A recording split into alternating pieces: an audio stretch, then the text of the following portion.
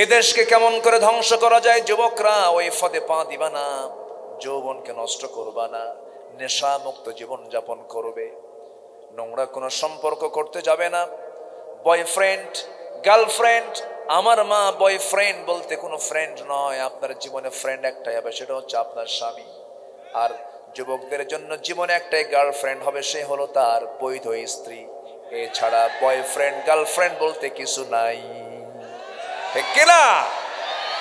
মাহফিলে তো জোরাজোরি ঠিক কও, আবার ওই গার্লস স্কুলের সামনে যে ইতিমের মতো বসে থাকো, তাও কয় ঠিক।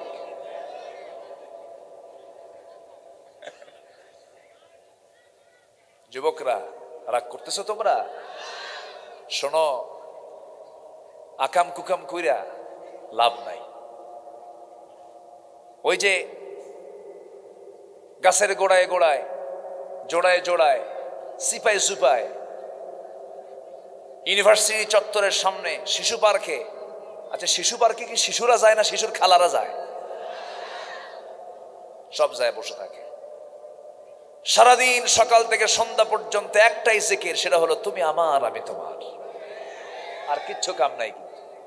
কিন্তু এই লাভ কিছু, কোনো লাভ নেই এটার ভিতরে, ক্ষতি ছাড়া। আমি হলফ করে বলতে পারি যে পরিবার গড়ে উঠবে অবৈধ সম্পর্কের মধ্য দিয়ে, যে পরিবার গড়ে উঠবে ইললিগাল রিলেশনের মধ্য দিয়ে, সেই পরিবার থেকে ভালো সন্তান কখনো কামনা করা যায় না। কি কথা কি বোঝা গেল? কথা ক্লিয়ার? কোনো ভেজাল আছে কথায়? এটা মাথায় রাখবা, নোংরামি করা যাবে না।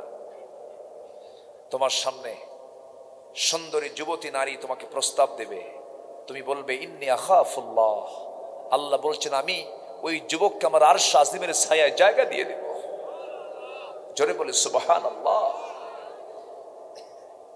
বিয়ে করে নিবা,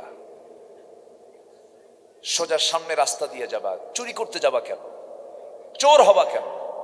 إن الحمد لله الأكرم الذي خلق الإنسان وكرم وعلمه من البيان ما لم يعلم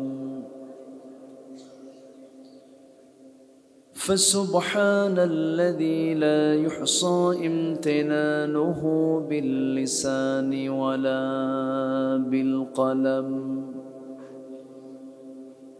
نشهد أن لا إله إلا الله وحده لا شريك له ونشهد أن سيدنا وحبيبنا ومولانا محمدا عبده ورسوله الذي أرسله بالحق بشيرا ونذيرا وداعيا إلى الله بإذنه وسراجا منيرا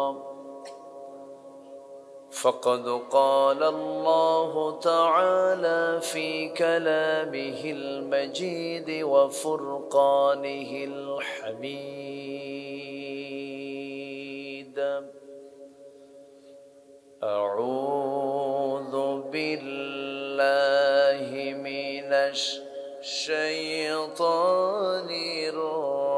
الرجيم بسم الله الرحمن الرحيم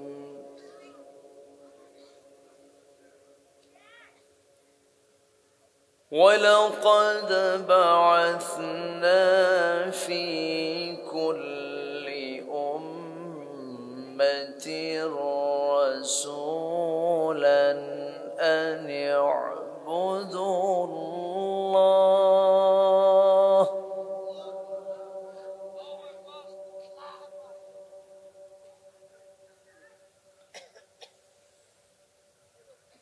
أن اعبدوا الله واجتنبوا الطاغوت فمنهم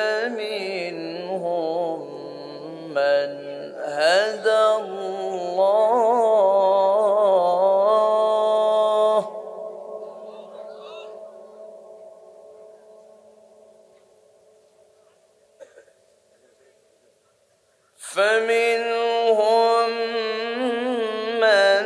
هدى الله ومنهم من حقت عليه الضلالة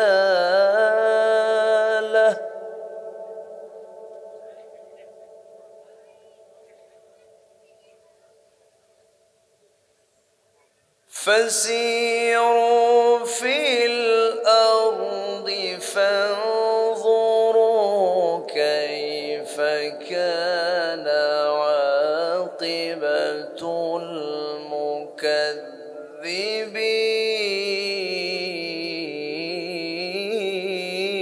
المكذبين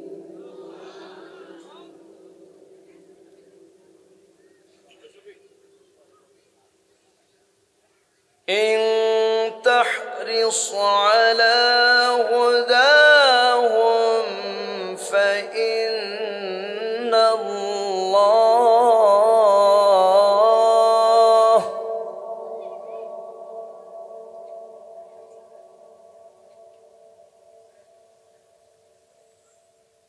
فإن الله لا يهدي من يضل وما لهم من ناصرين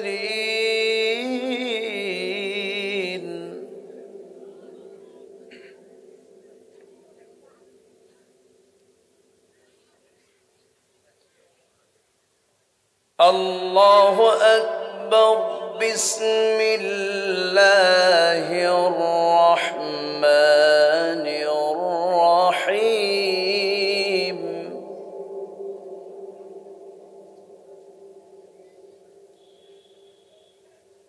إن الله وملائكته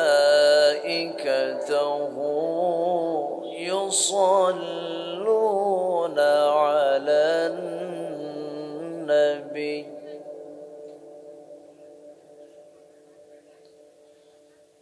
يا أيها الذين آمنوا صلوا عليه وسلموا تسليما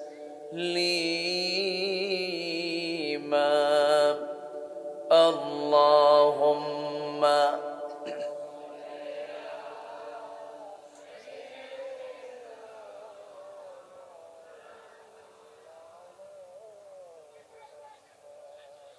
وعلى آله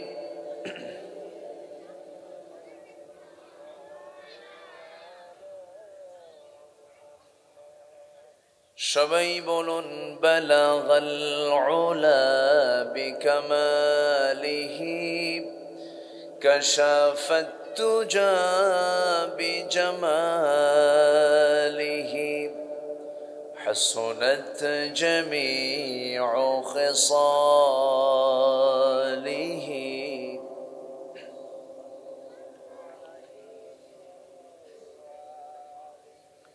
سورة يوسف بدار حكمة لقمان ما قارئ قرآن باري يهدي لسان ما بلغ العلا بكماله كشف الدجى بجماله حسنت جميع خصاله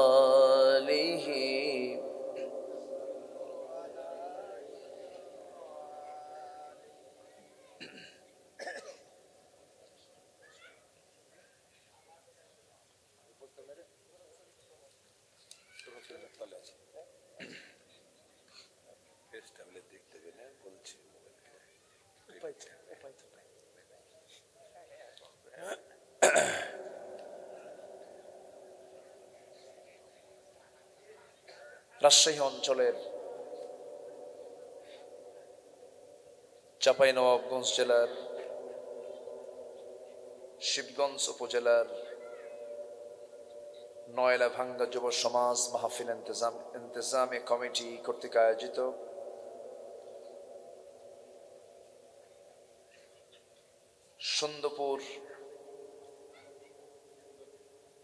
সুন্দরপুর উচ্চ বিদ্যালয় মাঠে অনুষ্ঠিত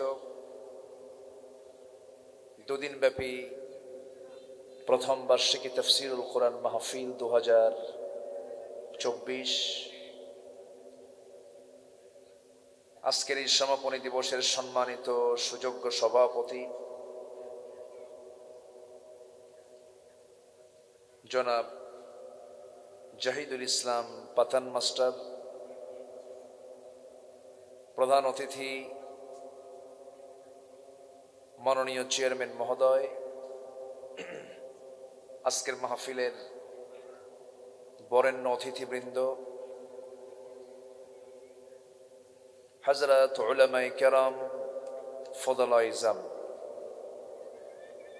সুশীল সমাজ, জাতির শ্রেষ্ঠ সন্তান, শিক্ষক মণ্ডলী, জাতির বিবেক সাংবাদিক বৃন্দ,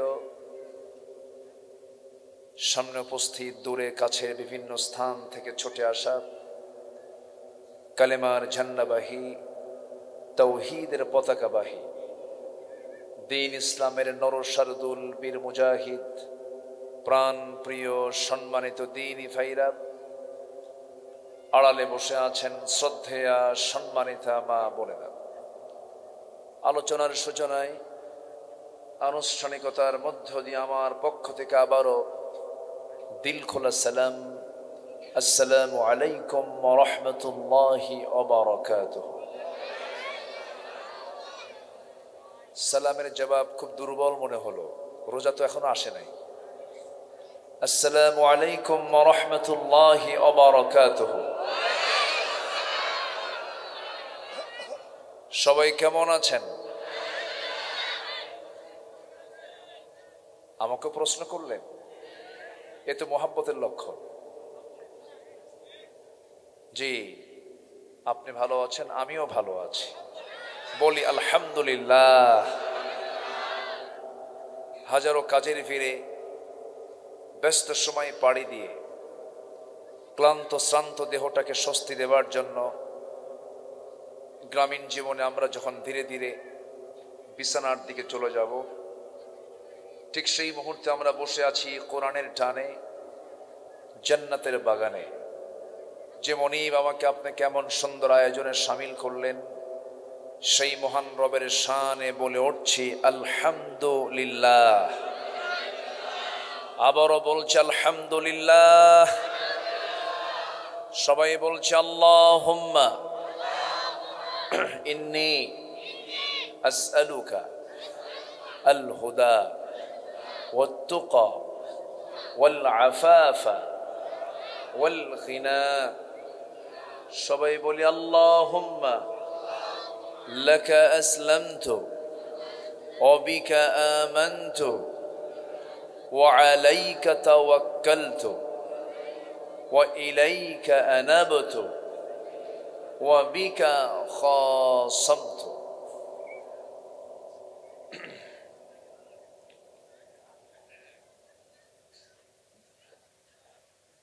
সম্মানিত হাজিরিন, উঠতে একটু দেরি হলো আমার মনে হয়, আর একটু আগে উঠলে খুব ভালো হতো। সবই তো ঠিক আছে, কিন্তু ঠিক তো একটাও নাই।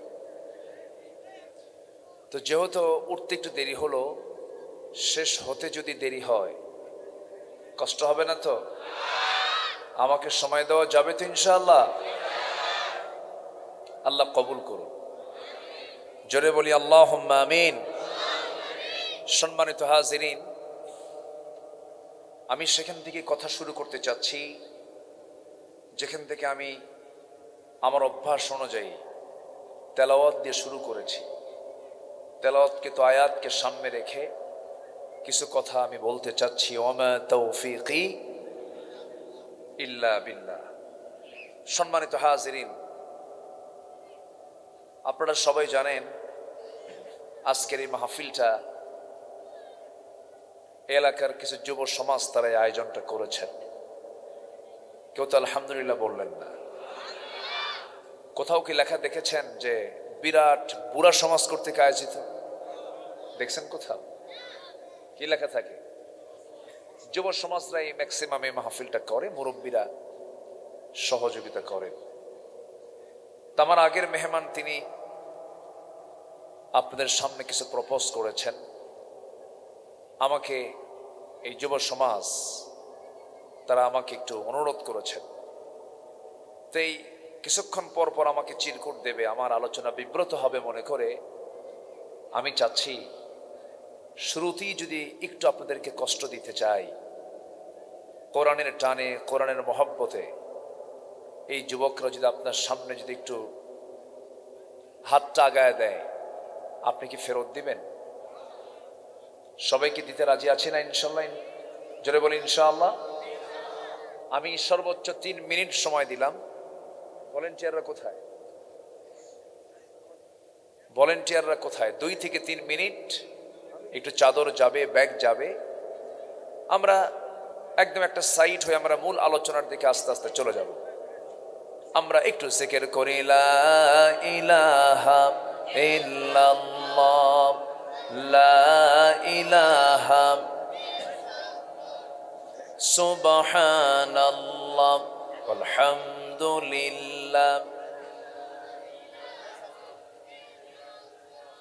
আরো জোরে লা ইলাহা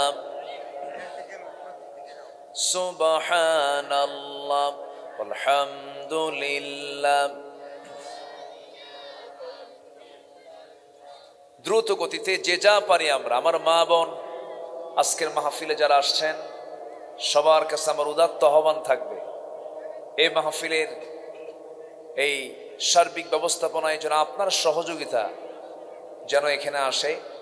আল্লাহ রাব্বুল আলামিন সবাইকে দিল থেকে দেওয়ার তৌফিক দান করুন। জোরে বলি আমিন।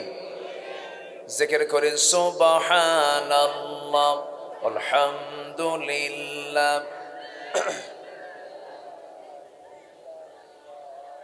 আরো জোরে লা ইলাহা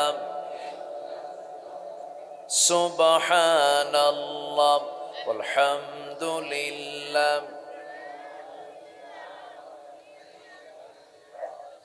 আরো জোরে লা ইলাহা।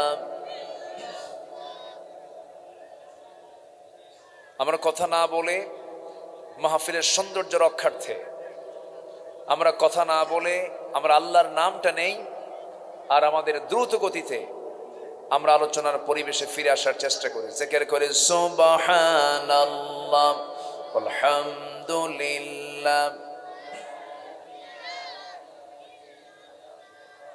আরো জোরে লা ইলাহা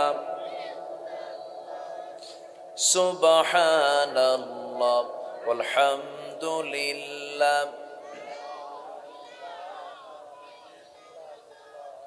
আরো জোরে লা ইলাহা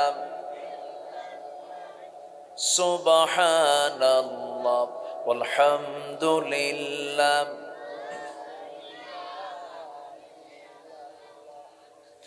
লা ইলাহা সুবহানাল্লাহ আলহামদুলিল্লাহ।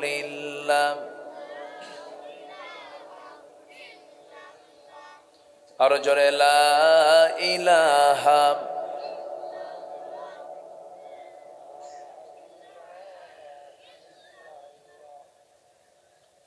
জি, চাদরগুলো কই গেল? এ তো দেখি না, পিছন দিয়ে আবার দৌড় মারলো না তো? জিকির করে সুবহানাল্লাহ।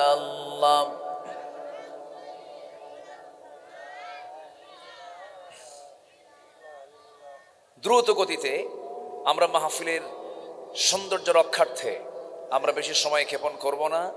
যে যতটুকু পারি আমরা দেওয়ার চেষ্টা করব। জিকির করে সুবহানাল্লাহ আলহামদুলিল্লাহ, আরো জোরে লা ইলাহা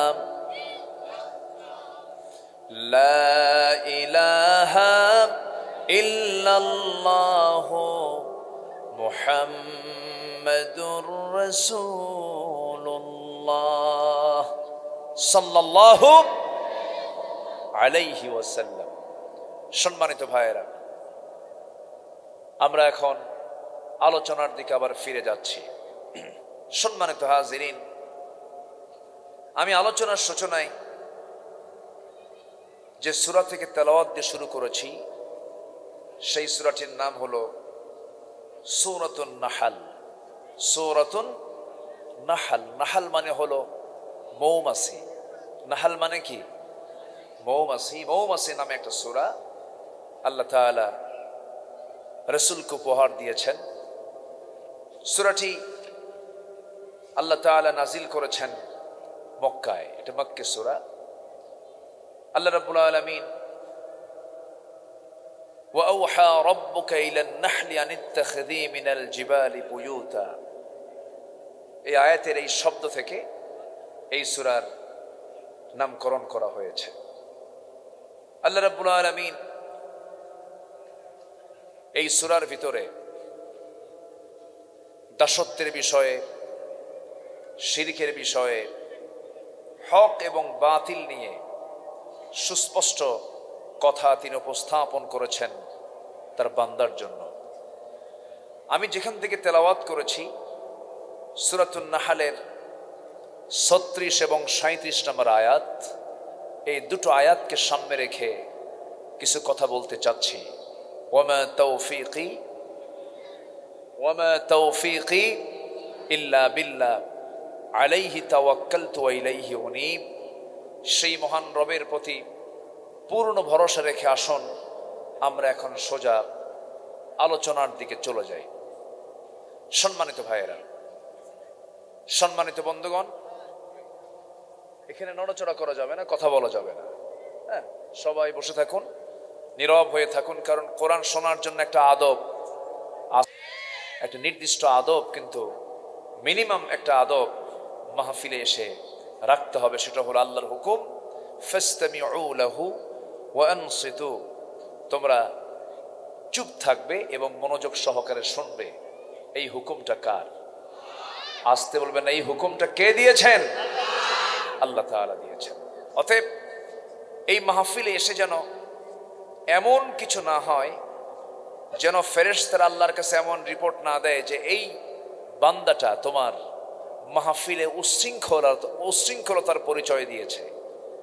ফেরেশতা যদি রিপোর্ট দিয়ে দেয়, চরম বেকায়দায় পড়ে যাব আমরা একদিন। এজন্য আসুন মাহফিলের সার্বিক শৃঙ্খলায় আমরা এক একজন স্বেচ্ছাসেবকের ভূমিকা পালন করি। জোরে বলি ইনশাআল্লাহ। সম্মানিত ভাইয়েরা, আল্লাহ বান্দাকে ভালোবাসেন কম না বেশি? একটু জোরে করে বলবেন। কম ভালোবাসেন না বেশি ভালোবাসেন? আল্লাহ কি চান যে কোনো বান্দা জাহান্নামে যাক? কিন্তু জাহান্নাম বানিয়ে রেখেছেন কে? কে জাহান্নাম বানিয়ে রেখেছেন? আল্লাহ। আল্লাহ জাহান্নাম বানিয়ে রেখেছেন, আল্লাহ চান না বান্দা জাহান্নামে যাক। কিন্তু জাহান্নামটা আল্লাহ তাআলা বানালেন কেন? এর কারণ হলো, এই দুনিয়াতে দুটো কাজ করার সুযোগ আল্লাহ তাআলা বান্দাকে দিয়েছেন। একটা ভালো কাজ, আরেকটা কি? মন্দ কাজ। একটা বৈধ, আরেকটা অবৈধ। একটা হালাল, আরেকটা হারাম। একটা ন্যায়, আরেকটা অন্যায়। একটা লেজিটিমেট, আরেকটা প্রহিবিটেড। একটা সত্য, আরেকটা মিথ্যা। এরকম করে আল্লাহ তাআলা দু কাজেরই সুযোগ দিয়েছেন বান্দাকে দুনিয়াতে, এবং স্পষ্ট করে দিয়েছেন আল হালালু বাইয়িন ওয়াল হারামু বাইয়িন। হালালও স্পষ্ট, হারামটাও স্পষ্ট। বান্দার কাছে কোনো কিছুই অস্পষ্টতা রাখেননি এবং সব কিছু ক্লিয়ার করেছেন, কোনটা জান্নাতের রাস্তা আর কোনটা জাহান্নামের রাস্তা। বেছে নেওয়ার দায়িত্ব কার? হ্যাঁ, এটাও আল্লাহকে দিবেন দায়িত্ব। বেছে নেওয়ার দায়িত্ব কার? বান্দার। আমাকে আপনাকে বেছে নিতে হবে। এই বেছে নেওয়ার জন্যই যে কিতাবের সঙ্গে আমাদের সম্পর্ক বেশি গাঢ় করা দরকার, সেই কিতাবের নাম কি? আসতে বলুন, সেই কিতাবের নাম কি? কোরআন। এই কোরআনটার সাথে সম্পর্ক আমরা বাড়াবো, জোরে বলি ইনশাআল্লাহ। সম্মানিত ভাইয়েরা, আল্লাহ তাআলা ভালো যে বাসেন, তিনি যে আমাকে দরদ করেন, তার কথা হলো, দেখেন, তোমরা মৃত্যুবরণ করো না, তোমরা মরো না, ইল্লা ওয়া আনতুম মুসলিমুন, মুসলমান না হয়ে। এই পরামর্শ কে দিচ্ছেন? আল্লাহ দিচ্ছেন। আল্লাহ রাব্বুল আলামিন বলেন, ইয়া আইয়ুহাল্লাযীনা আমানুত্তাকুল্লাহা হাক্কা তুকাতিহি ওয়া লা তামুতুন্না ইল্লা ওয়া আনতুম মুসলিমুন। ঈমানদারেরা, তোমরা আমি আল্লাহ আমাকে যথাযথভাবে ভয় করো, ভয় করার মতো ভয় করো। ওয়ালা তামুতুন্না ইল্লা ওয়া আনতুম মুসলিমুন, সত্যিকারের মুসলমান না হয়ে তুমি কখনো মৃত্যুবরণ করো না। কার কথা? আরেক জায়গায় বলছেন, ইয়া আইয়ুহাল্লাযীনা আমানুত্তাকুল্লাহা ওয়াল তানজুর নাফসুম মা قدمت لغد واتقوا الله إن الله خبير بما تعملون। জোরে বলুন আল্লাহু আকবার। হে ঈমানদারেরা, তোমরা আল্লাহকে ভয় করো এবং লক্ষ্য করো আগামী দিনের জন্য তুমি কি পাঠাচ্ছ তোমার আমলনামা, সেই দিকে লক্ষ্য করো। তোমরা যা কিছু করো সব কিছুর প্রকৃত খবর কার কাছে আছে? আসতে বলবেন না, কার কাছে আছে? আল্লাহর কাছে আছে। আল্লাহ চান না কোনো বান্দা জাহান্নামে যাক, সেই জন্য সবকিছু বান্দার সামনে স্পষ্ট করে দিয়েছেন। বান্দা, তোর জন্য এটা হালাল, তোর জন্য এটা হারাম, তোর জন্য এটা বৈধ, তোর জন্য এটা অবৈধ। এই জন্য আল্লাহ রাব্বুল আলামিন এই পৃথিবীতে যেদিন মানুষ পাঠিয়েছেন, সেই দিন আল্লাহ রাব্বুল আলামিন প্রত্যেক বান্দার জন্য আসমানি কিতাব পাঠায়া দিয়েছেন। কোন পয়গম্বর কিতাব ছাড়া ছিলেন না। আদম থেকে শুরু করে নিয়ে আমার রাসূল পর্যন্ত যত পয়গম্বরকে আল্লাহ রাব্বুল আলামিন পাঠিয়েছেন, প্রত্যেকটা পয়গম্বর ছিলেন কিতাব ছাড়া না, কিতাবওয়ালা ছিলেন। আমার নবীর কাছে যে কিতাব এসেছিল, হয়তো সেই কিতাবের নাম আগের কিতাবে ছিল না, এটা ঠিক আছে, কিন্তু যত কিতাব সমস্ত পয়গম্বরদেরকে আল্লাহ তাআলা দিয়েছেন, সকল কিতাবের মূল বক্তব্য দুই রকম না এক রকম? আসতে বলে, দুই রকম না এক রকম? এক রকম বক্তব্য। সব কিতাবের বক্তব্য, মূল সাবজেক্ট একটাই। হয়তো সময়ের আলোকে হুকুমের কিছু কম বেশি হয়ে গেছে, শরিয়তের কিছু নীতিমালার কিছু পরিবর্তন করেছেন আল্লাহ রাব্বুল আলামিন। যেমন ধরুন, এখন যদি কোনো ভাই মনে করে আমি আমার নিজের বোনকে বিয়ে করব, হালাল হবে না হারাম হবে? হারাম হয়ে যাবে। কিন্তু এই পৃথিবীর প্রথম দুজন মানুষকে আল্লাহ রাব্বুল আলামিন যখন দুনিয়াতে পাঠালেন, আদম আলাইহিস সালাতু ওয়াস সালাম, হাওয়া আলাইহিস সালাতু ওয়াস সালাম, এই যে আব্বা আম্মার মাধ্যম দিয়া এই নর এবং নারীর মধ্যে ভিতর দিয়ে দুনিয়াতে যে সন্তানগুলো এসেছিল, প্রথম তো তারা ভাই বোনই ছিল। সেই সময়ের শরীয়তে ভাই তার বোনকে বিয়ে করা জায়েজ ছিল কিনা বলেন? জায়েজ ছিল, কারণ সেই সময় ভাই বোন ছাড়া তো কোনো মানুষ দুনিয়াতে ছিল না। এই জন্য আল্লাহ রাব্বুল আলামিন আম্মা জান আমাদের মা হাওয়ার পেটে জমজ করে দুটো করে সন্তান আসতো, একটা ছেলে একটা মেয়ে হতো। আগের পক্ষের মেয়ের সাথে অথবা আগের পক্ষের ছেলের সাথে পরের পক্ষের মেয়ের বিয়ে হয়ে যেত, এমনটা ছিল সেই সময়ের শরীয়ত অনুযায়ী। কিন্তু ওটা ছিল অবস্থার পরিপ্রেক্ষিতে, সেই সময়ের সিচুয়েশন অনুযায়ী আল্লাহ রাব্বুল আলামিন এরকম পদ্ধতি দিয়েছেন। আগের সময় এমনকি আমার নবীজির নবুয়ত প্রাপ্তির পরও কিছুদিন পর্যন্ত পর্দার বিধানটা আসে নাই, কিন্তু পর্দার বিধানটা এসেছে আমার নবীর নবুয়ত প্রাপ্তির বেশ কিছু পরে এসেছে। আমার বন্ধুগণ, পর্দার বিধান কিন্তু এমনটা আগে ছিল না, কিন্তু আল্লাহ জানেন কিয়ামত পর্যন্ত ফিতনা থেকে বাঁচার জন্য পর্দার বিধান প্রয়োজন। এই জন্য পর্দার বিধানটা দিয়ে দিয়েছেন তিনি কে? আসতে বলবেন না, তিনি কে? আল্লাহ তাআলা। কিন্তু মূল বক্তব্য সব নবীর এক ছিল। প্রত্যেকটা পয়গম্বর একই কালেমার দাওয়াত দিয়েছেন। আদম আলাইহিস সালাতু ওয়াস সালাম যে কালিমার দাওয়াত দিয়েছেন তা হলো, সবাই বলেন লা ইলাহা ইল্লাল্লাহু আদামু সাফিয়ুল্লাহ, লা ইলাহা ইল্লাল্লাহু ইব্রাহিমু খলিলুল্লাহ, লা ইলাহা ইল্লাল্লাহু মুসা কালিমুল্লাহ, লা ইলাহা ইল্লাল্লাহু ঈসা রূহুল্লাহ। আওয়াজ দিয়ে বলেন সবাই, লা ইলাহা ইল্লাল্লাহু মুহাম্মাদুর রাসূলুল্লাহ সাল্লাল্লাহু আলাইহি ওয়াসাল্লাম। তাহলে সব নবীর কালেমা দুই না এক? দুই রকম না এক রকম? এক রকম। সমস্ত পয়গম্বরদের দাওয়াত কি ছিল? সূরাতুন নাহল আয়াত নাম্বার 36 আল্লাহ রাব্বুল আলামিন সুন্দর করে বলছেন, ওয়ালাকাদ বা'আসনা ফি কুল্লি উম্মাতির রাসূলান আন ই'বুদুল্লাহা ওয়াজতানিবুত তাগুত فمنهم من هدى الله ومنهم من حقت عليه الضلالة فسيروا في الأرض فانظروا كيف كان عاقبة المكذبين জোরে বলুন আল্লাহু আকবার। আল্লাহ নিজে বলছেন, ওয়ালাকাদ বা'আসনা, আমি প্রত্যেকটা উম্মতের জন্য, প্রত্যেক জাতির জন্য বা'আসনা পাঠিয়ে দিয়েছি রাসূলকে, আন ই'বুদুল্লাহ ওয়াজতানিবুত তাগুত। প্রত্যেকটা রাসূলের কালিমার দাওয়াত, তাদের দাওয়াতের মূল বক্তব্য একটাই ছিল, তারা বলেছেন কেবলমাত্র শুধুমাত্র ইবাদত করবে কার? আরো জোরে কার? আরো জোরে কার? এখন এখানে প্রশ্ন আসতে পারে, ইবাদতটা কি?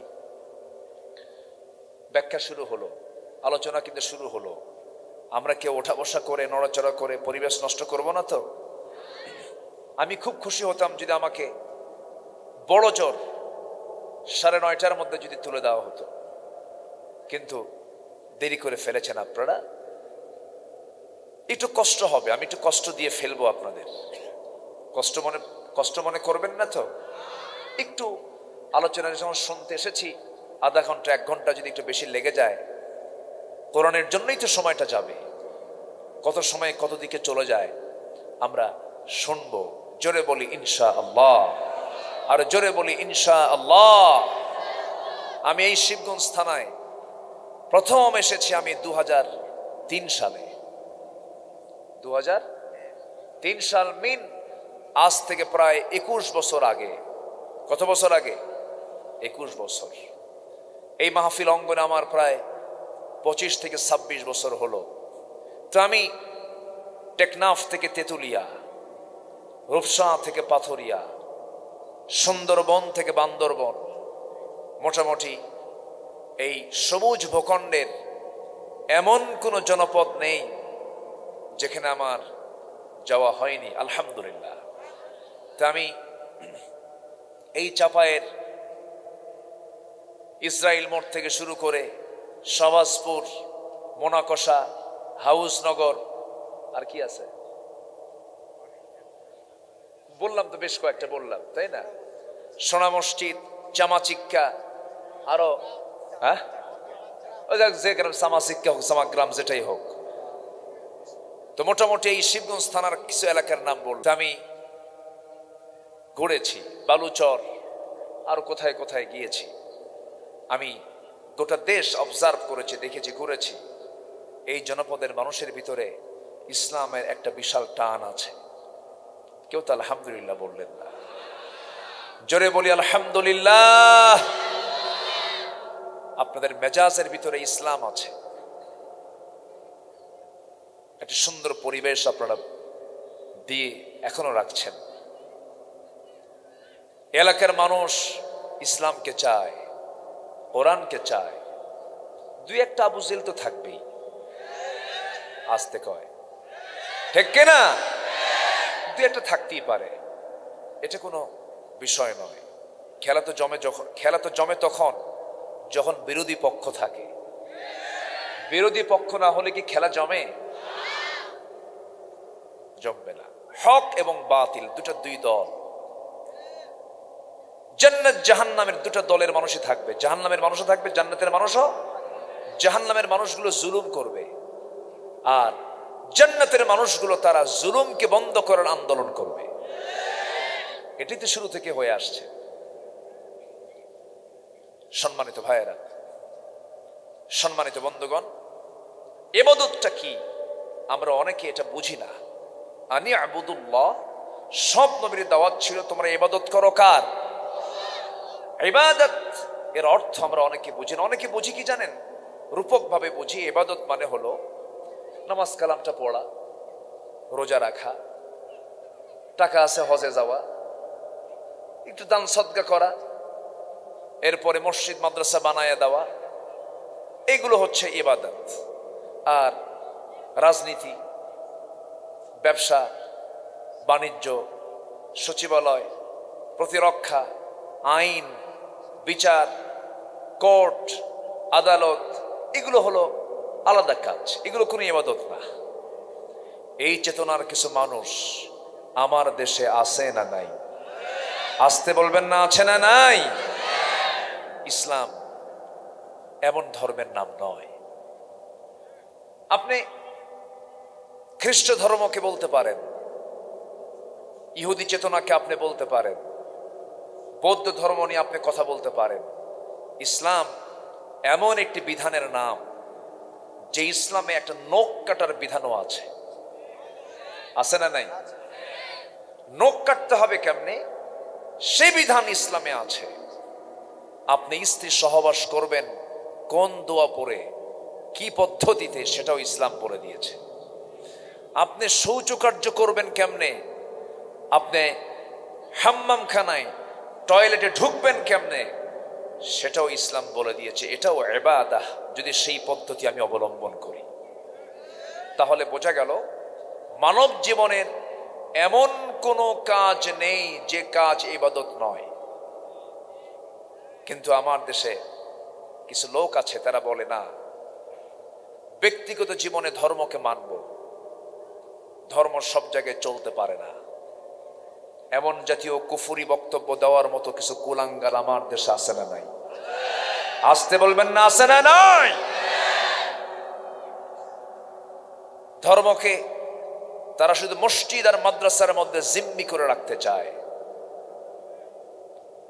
ইসলাম শুধু মসজিদ মাদ্রাসার মধ্যে সীমাবদ্ধ থাকার ধর্ম নয়। ইসলাম একটি বিপ্লবী মতবাদের নাম। ইসলাম একটি পরিপূর্ণ ভারসাম্যপূর্ণ একটি জীবন বিধান। দিনকে পরিপূর্ণ করে দিয়েছেন কে?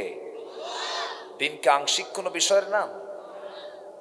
আল্লাহ রাব্বুল আলামিন বলেন, اليوم أكملت لكم دينكم وأتممت عليكم نعمتي ورضيت لكم الإسلام دينا। জোরে বলুন আল্লাহু আকবার। আমি দিনকে পরিপূর্ণ করে দিয়েছি। এমন কোন সাবজেক্ট নাই যা এর মধ্যে নাই, সবকিছু আপনি ইসলামের মধ্যে পেয়ে যাবেন।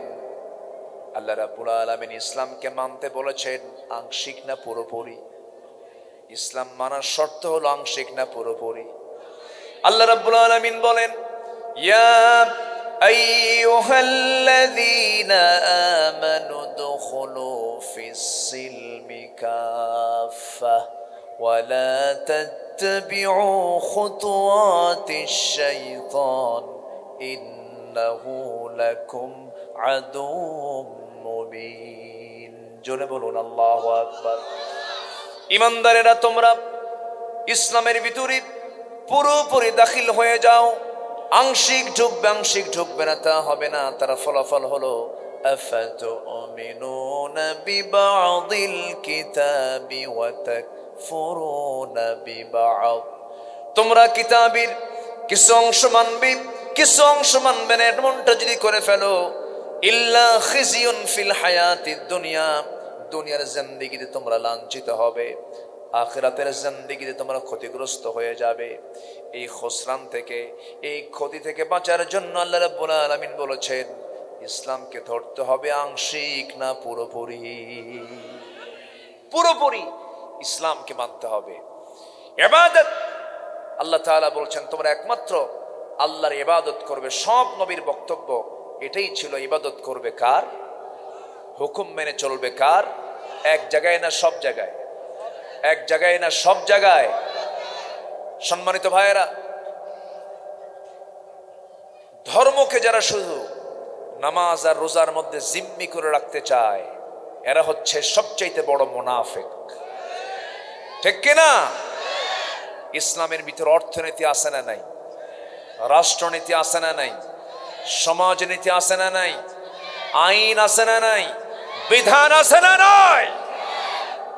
এই সাবজেক্টকে অনেকে অচল করে রাখতে চান। তারা সস্তায় জান্নাত যেতে চান। অনেক লোক আছেন মদকে খেতে রাজি। কেন? শয়তান বেজার হওয়ার কি দরকার? মদও রাখতে চান, জেনাও রাখতে চান, সুদের কারবারও রাখতে চান, আবার এদিকে মসজিদ বানায়া বলেন আমরা বিশাল বড় দিনের খেদমত করতেছি। আছে না নয়? ইমানদারের সবচেয়ে বড় অর্জন হলো ইমানদার কখনো গুনার কাজে জড়াবে। 2-1 রাকাত নামাজ আপনার নফল বাদ পড়ে গেছে, কিছু জিকির আজকার বাদ পড়ে গেছে, তেমন কোনো প্রবলেম নয়। কিন্তু গুনাহ বড় আকারের করে ফেলেছেন, আল্লাহ আপনাকে ছাড় দিবেন না।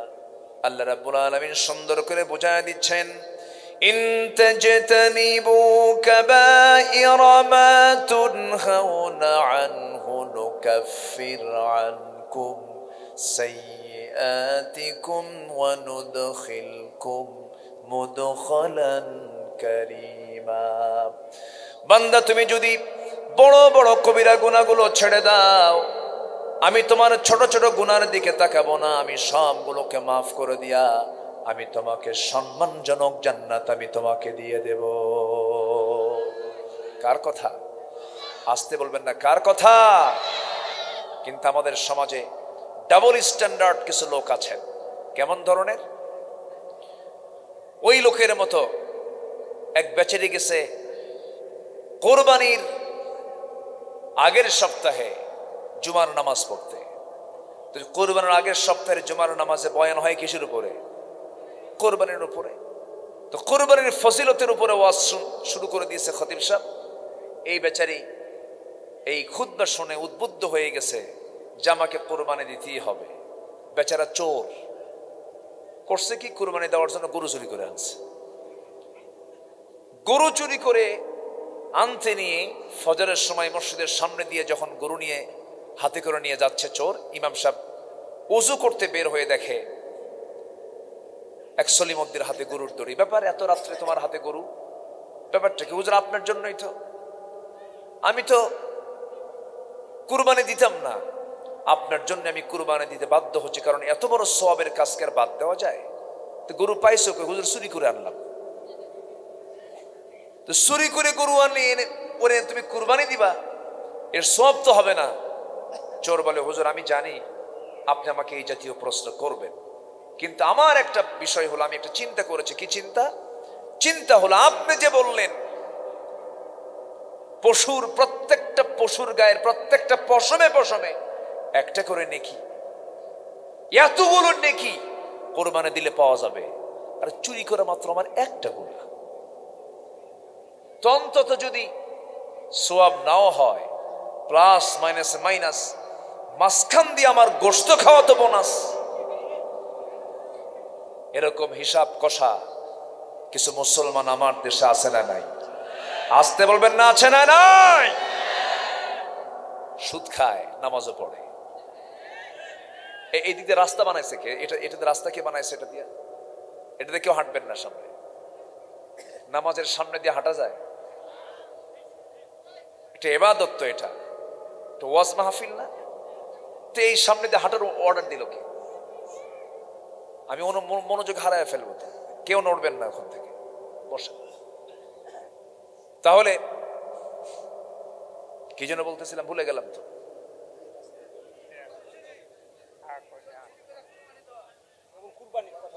ও আচ্ছা, জি জি। তাহলে ডাবল স্ট্যান্ডার্ড নীতি মেনে চলা যাবে? আপনি নামাজ পড়বেন, আপনি সুদ খাবেন, আপনি হজ করে আসবেন, হাজি না বললে আপনি মন খারাপ করেন। 6 লাখ টাকা খরচ করে হজ করে আসলাম, আমরা হাজি খাও না কেন? আলহাজ বলতে হবে। কিন্তু ও যে সুদ খায়, তাহলে বলা উচিত বিশিষ্ট সমাজসেবক আলহাজ সুদখোর সুলকানি মিয়া। কি তা কি বলতে দেয়? ও নিজেও জানে যে সুদ খাওয়া ভালো কাম না। সুদ তো শিবগঞ্জে নাই, আছে? তাহলে আমি ওয়াজটা তাহলে চেঞ্জ করে ফেলি, নাকি ওয়াজ ঘুরায় ফেলবো আবার? হয়তো ভাবতেছেন যে হুজুর আপনি কোন লাইনে গেলেন আবার। কি ওয়াজকে ওই লাইনে রাখবো? আপনি বললেও তো শুনবো না আমি। আমার লাইন যেটা, আমি অবশ্যই বলে ফেলবো, কারণ কোরআন যা বলে আমাকে তা বলতেই হবে, ঠিক কিনা? আমাকে তাই বলতে হবে। শোনেন, জান্নাত কঠিন কিছু নয়। শুধু একটা লাইন আমার কথা শুনবেন, একটু মনোযোগ দিবেন। একজন সাহাবী নবীর সামনে দাঁড়িয়ে গেলেন, দাঁড়িয়ে বলছেন, ইয়া রাসূলুল্লাহ, আমি বেশি আমল করতে চাই না, আমাকে শর্ট কিছু আমল দিয়ে দেন। রাসূল বললেন, তুমি কি করতে চাও বলো?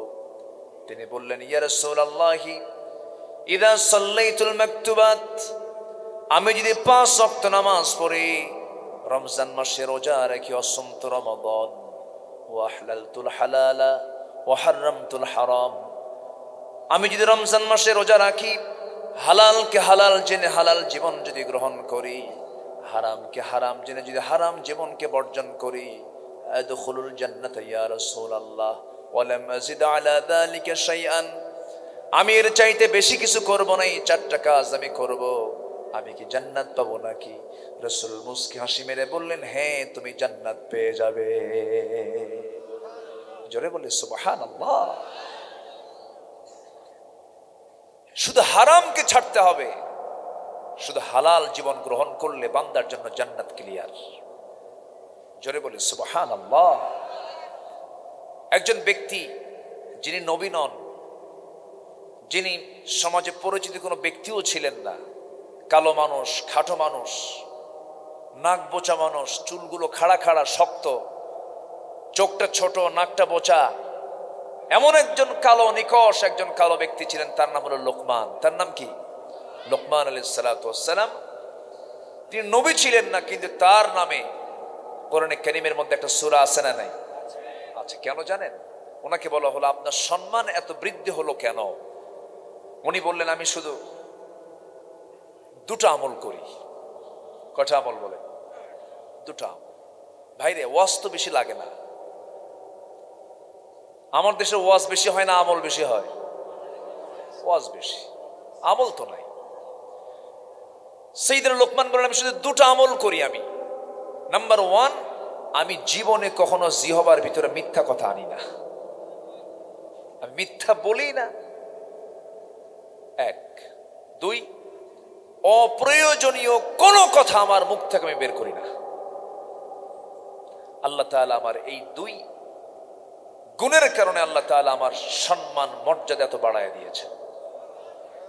জোরে বলি সুবহানাল্লাহ। আমার দেশে মিথ্যা কথা বলার লোক নাই তো? আছে? মিথ্যা কথা সবচেয়ে বেশি বলে কারা বলেন তো?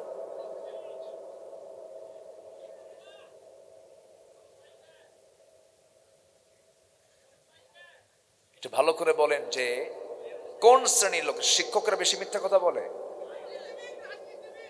এই তো লাইনে আসছে কেমন। যাক, আমি কথাগুলো আমার কানে কানে আসছে তো আমি একটু বুঝলাম যে আপনাদের গবেষণা কতটুকু। কথাটা অমূলক না। জনগণ পাইলে পরে ওয়াদা করতে করতে এখন জান্নাত দিয়ে দিবে হাতে। আসতে কোন কেন? ঠিক কিনা? 71 থেকে আজকে 2024 সাল, বহু বক্তব্য শুনলাম। বক্তব্য দিতে দিতে মুখের ফেনা উঠে যায়, কিন্তু বক্তব্যের ফলাফল কোথায়? দেশের টাকা পাচার হয় কেন? আসতে কোন কেন? জনগণ ঠিক কিনা? আচ্ছা বলেন তো, এই স্বাধীনতার 53 বছরে যারা ক্ষমতার মসনদে ছিলেন তারা কি মানুষ না ফেরেশতা? মানুষ তো নাকি? ফেরেশতা না তো? ফেরেশতার কি ভুল হয়? ফেরেশতার কি কোনো ভুল হয়? গুনাহ হয় কেন? তাদের ভুল হওয়ার সুযোগও নাই, গুনাহ করার যোগ্যতাও নাই। কিন্তু মানুষের আছে না নাই? কিন্তু আমার দেশে 71 থেকে 2024 সাল পর্যন্ত যারা ক্ষমতায় ছিলেন, ক্ষমতায় থাকার পরে এই পর্যন্ত কেউ কোনো পদে থাকার পর কেউ কি বলেছেন যে আমি সরি, আমার এই কাজটা ভুল হয়ে গেছে? কেউ কি বলছে এ পর্যন্ত? তাহলে যারা এ পর্যন্ত বলল না যে আমার কোনো ভুল হয়েছে, আমি এই ভুলটা করেছি, আমাকে মাফ করে দিয়েন, যাদের কোনো ভুলই নাই, এরা তো মানুষ, এরা তো ফেরেশতা। কথা কি বুঝতেছেন আপনারা? এই হলো অবস্থা। সম্মানিত বন্ধুগণ, এই দেশকে এগিয়ে দিয়েছে কৃষকরা। পড়াশোনা নাই কিন্তু অশিক্ষিত তারা। দেশকে আগায় দিয়েছে শ্রমিকরা, অশিক্ষিত।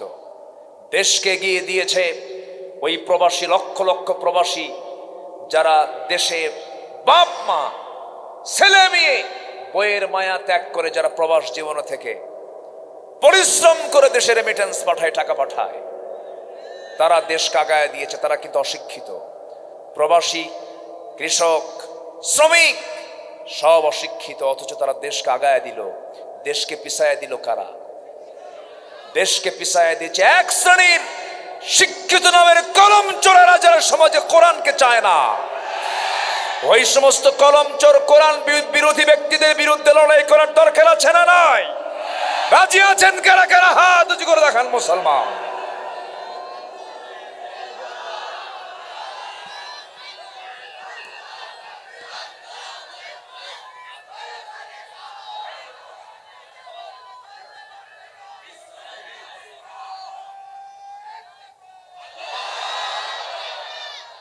হাত নামান। আল্লাহ কবুল করুন, জোরে বলি আমিন। আমরা সব দেখে ফেলেছি, আমরা আর কিছুই দেখতে চাই না। সব দেখা শেষ। আগামীর দেশ হতে চাই আমরা। আমরা আগামীর দেশ দেখতে চাই হলো কোরআনের দেশ। কিসের দেশ? কোরআনের দেশ। সূর্য আমার ক্ষতি করে না উপকার করে? আসতে কয় ক্ষতি না উপকার? অক্সিজেন আমার জীবন মেরে ফেলে না বাঁচায় রাখে? সে অক্সিজেন দিয়েছেন কে? সূর্য দিয়েছেন কে? এই কোরআন দিয়েছেন কে?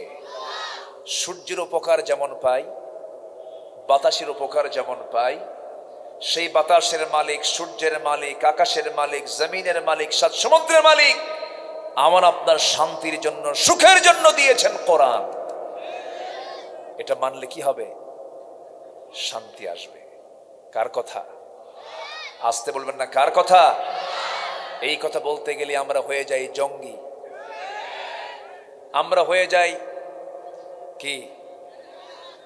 আর বলেন আর কি, বহু কিছু যা মুখে আসে ওরা তাই কয়। তোমরা বলতে থাকো, আমরাও বলতেই থাকবো। সত্যের সেনানীরা নেবে না কো বিশ্রাম, আমাদের সংগ্রাম চলবেই অবিরাম। আমরা থামবো না। মুসলমান থামার জাতি নয়, মুসলমান পিছপা হওয়ার জাতি নয়, মুসলমান থামিয়ে যাবার জাতি নয়। আমরা হককে সামনে নিয়ে চলবো। জোরে বলি ইনশাআল্লাহ। ইবাদত করব কার? হুকুম মানব কার? আল্লাহ। সবাই কি জান্নাত পেতে চাই না? সামনে কি মাস আসতেছে? জান্নাতের দরজা খোলা হবে না বন্ধ হবে? আর জাহান্নামের দরজা বন্ধ হবে। বিড়ি খাওয়া হবে তো রমজান মাসে? অন্য মাসে খাওয়া হবে? হ্যাঁ, এটা বলেন। সারাদিন রোজা রাখে, সন্ধ্যার পরে মুদিখানার দোকানদারের সামনে গিয়ে বলে, ভাই আর পারতেছে না, তাড়াতাড়ি বিড়ি দাও। আছে না? আছে না? নাই? তাহলে আপনি কি ট্রেনিংটা নিলেন? আপনি ট্রেনিংটা হলো কি বলেন? বদঅভ্যাস বর্জন করার জন্য তো রমজান দিয়েছেন আল্লাহ। সারাদিন ঠিকই থাকে, ইফতার টিফতার কইরা বাড়িতে কাউরে কয়ও না, লুকায় লুকায় মুদিখানার দোকানদারের সামনে যা বলে, ভাই আর পারতেছি না, তাও তো টান একটা দিয়েই মরি। আছে না? নাই? আবার মাহফিলে এসে বলে, হুজুর বিড়ি খাওয়া কি জায়েজ আছে? মানে উনি জায়েজের চেষ্টায় আছেন যে কেমনে জায়েজ করা যায়। কষ্ট পাচ্ছেন আপনারা? বিড়ি খাওয়া যাবে? কোন নেশা করা যাবে? মদ খাওয়া কি? আরো জোরে, এদেশে মদ খায় কারা?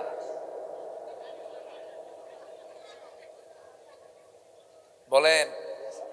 কোনোদিন কি দেখেছেন যে আলেমের হাতে মদের বোতল আছে? দেখেছেন? তাহলে মদটা খায় কারা? আমি কিছু বলবো না, সব উত্তর আপনারাই দেন। আল্লাহ তাআলা মদকে হারাম করলেন, আর আমার দেশে মদের ফ্যাক্টরি আছে। আলহামদুলিল্লাহ। আচ্ছা, মদ খেলে তাল না মাতাল? এক বেচারি মদ খায়া রাত ৩টার দিকে দরজার সামনে এসে ডাকতেছে বউরে। রাত ৩টার দিকে দরজায় ডাকা মানে বউ তো টের পেয়ে গেছে যে আমার স্বামী কি খাইছে। রাত ৩টায় আসা মানে বউ তো বোঝে স্বামী আমার কত নম্বর লুচ্চা হতে পারে। এই জন্য রাসূল বলেছেন, আমি আমার স্ত্রীর কাছে ভালো, তোমরা তোমাদের স্ত্রীর কাছে ভালো হও। পাবলিক ক্যারেক্টার আর পার্সোনাল ক্যারেক্টার, এই দুটার মধ্যে সবচেয়ে শ্রেষ্ঠ ক্যারেক্টার হলো পার্সোনাল ক্যারেক্টার। ঠিক কিনা? নিজ স্ত্রী যদি বলে স্বামী আমার ভালো, আল্লাহ বলবেন বান্দা আমার ভালো। কার মেজাজটা বদমেজাজ এটা বাইরের লোক টের পায় না, বাড়ির বউ টের পায় যেটা কত বড় বদমেজাজি, উগ্র মেজাজি। ঠিক কিনা? তো রাত ৩টার দিকে দরজায় ডাকতেছে, বউ তো ভাবছে যে খাইছে ৩ বোতল। এখন দরজা খুলি কি? আমরা দরজা খুলতে গেলে তো মাইরও খাওয়া লাগতে পারে, ওর তো মাথা ঠিক নাই। বড় একটা ছেলে আছে, ছেলেকে ডাক দিয়ে বলে, বাজান এদিকে আয়, তোর আব্বা আসতে, দরজা খুলতে হবে, তুই সাথে একটু আয়, আমি তো ভয় পাচ্ছি। বড় ছেলে পাশে নিয়ে দরজা খোলা মাত্রই চোখ লাল টকটকা। মদ খেলে চোখ কি হয়? তাহলে মদখোর চেনার উপায় হলো চোখ কি হওয়া। আর বিড়িখোর, যে বিড়িখোর, ওকে চেনার উপায় কি? ঠোঁট কালো হওয়া। তাহলে বিড়ি খাওয়ার মানে বিড়িখোরকে চেনার উপায় হলো, আল্লাহ উপায় দিয়ে দিছেন যে বিড়ি খাবি সিল মেরে দেব ঠোঁটে, আর মদ খাবি সিল মেরে দেব চোখে।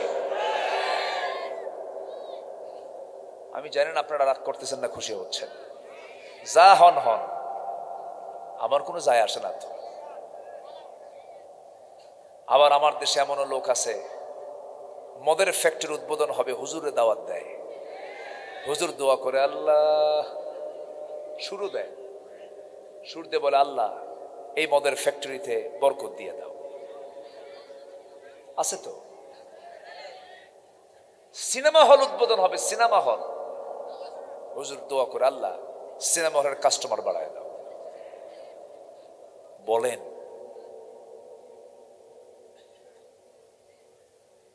সম্মানিত ভাইয়েরা, জাহান্নাম রেখেছেন কে? জান্নাত রেখেছেন কে? বুঝতেছেন তো কেন রাখছেন? সবাই জান্নাত যদি পায়, যারা কষ্ট করে হালাল জীবন গ্রহণ করলো ওরাও জান্নাত পেল, যারা হারাম খাইলো ওরাও জান্নাত পেল, এটা কি বিচার সঠিক হবে? ভাবতেছেন যে আকাম কুকাম করে আল্লাহ আমার প্রতি রহমশীল, আল্লাহ আমাকে মাফ করে দিবে, এত সস্তা না। আল্লাহ তাআলার বিচার কি অবিচার না সঠিক বিচার? সঠিক বিচার, সুবিচার করবেন তিনি, কোন জুলুম তিনি করবেন না।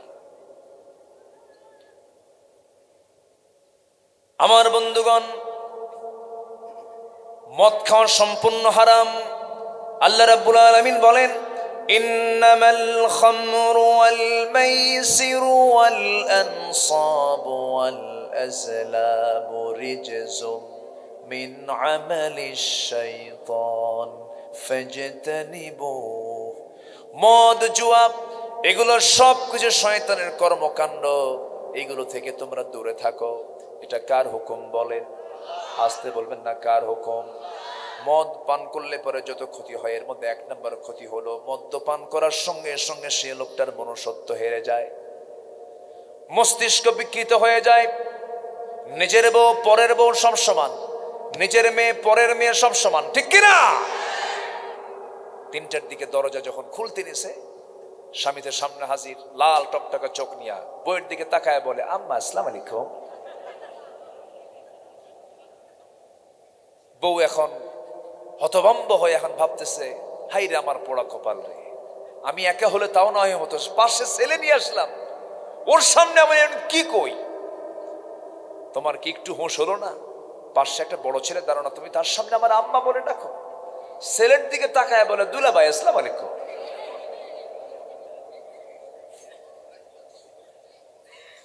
আমার কথা কি বুঝে আসে? মদ হারাম করেছেন কে? আল্লাহ। আজকে এই মাদকটা গোটা দেশে অ্যাভেলেবল করে দেওয়া হয়েছে। সমস্ত মাদক দ্রব্যগুলো প্রতিবেশী দেশ থেকে ইজি হয়ে সব চলে আসে, ইয়াবা চলে আসে, ফেনসিডিল চলে আসে। যুব সমাজের হাতে হাতে আজকে ইয়াবা, যুব সমাজের হাতে হাতে আজকে মাদক চলে আসছে। যুব সমাজ যদি ধ্বংস করা যায়, জাতি ধ্বংস হয়ে যাবে। মাস্টার প্ল্যান আছে কিছু একটা মহলের, এদেশকে কেমন করে ধ্বংস করা যায়। যুবকরা ওই ফাঁদে পা দিবা না, যৌবনকে নষ্ট করবা না, নেশা মুক্ত জীবন যাপন করবে, নোংরা কোনো সম্পর্ক করতে যাবে না। বয়ফ্রেন্ড গার্লফ্রেন্ড, আমার মা বয়ফ্রেন্ড বলতে কোনো ফ্রেন্ড নয়, আপনার জীবনে ফ্রেন্ড একটাই হবে, সেটা হচ্ছে আপনার স্বামী। আর যুবকদের জন্য জীবনে একটাই গার্লফ্রেন্ড হবে, সে হলো তার বৈধ স্ত্রী। এছাড়া বয়ফ্রেন্ড গার্লফ্রেন্ড বলতে কিছু নাই, ঠিক কিনা? মাহফিলে তো জোরাজোরি ঠিক কও, আবার ওই গার্লস স্কুলের সামনে যে ইতিমের মতো বসে থাকো, দেখেন তাও কয় ঠিক।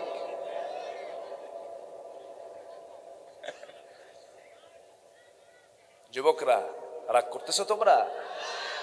শোনো, আকাম কুকাম কইরা লাভ নাই। ওই যে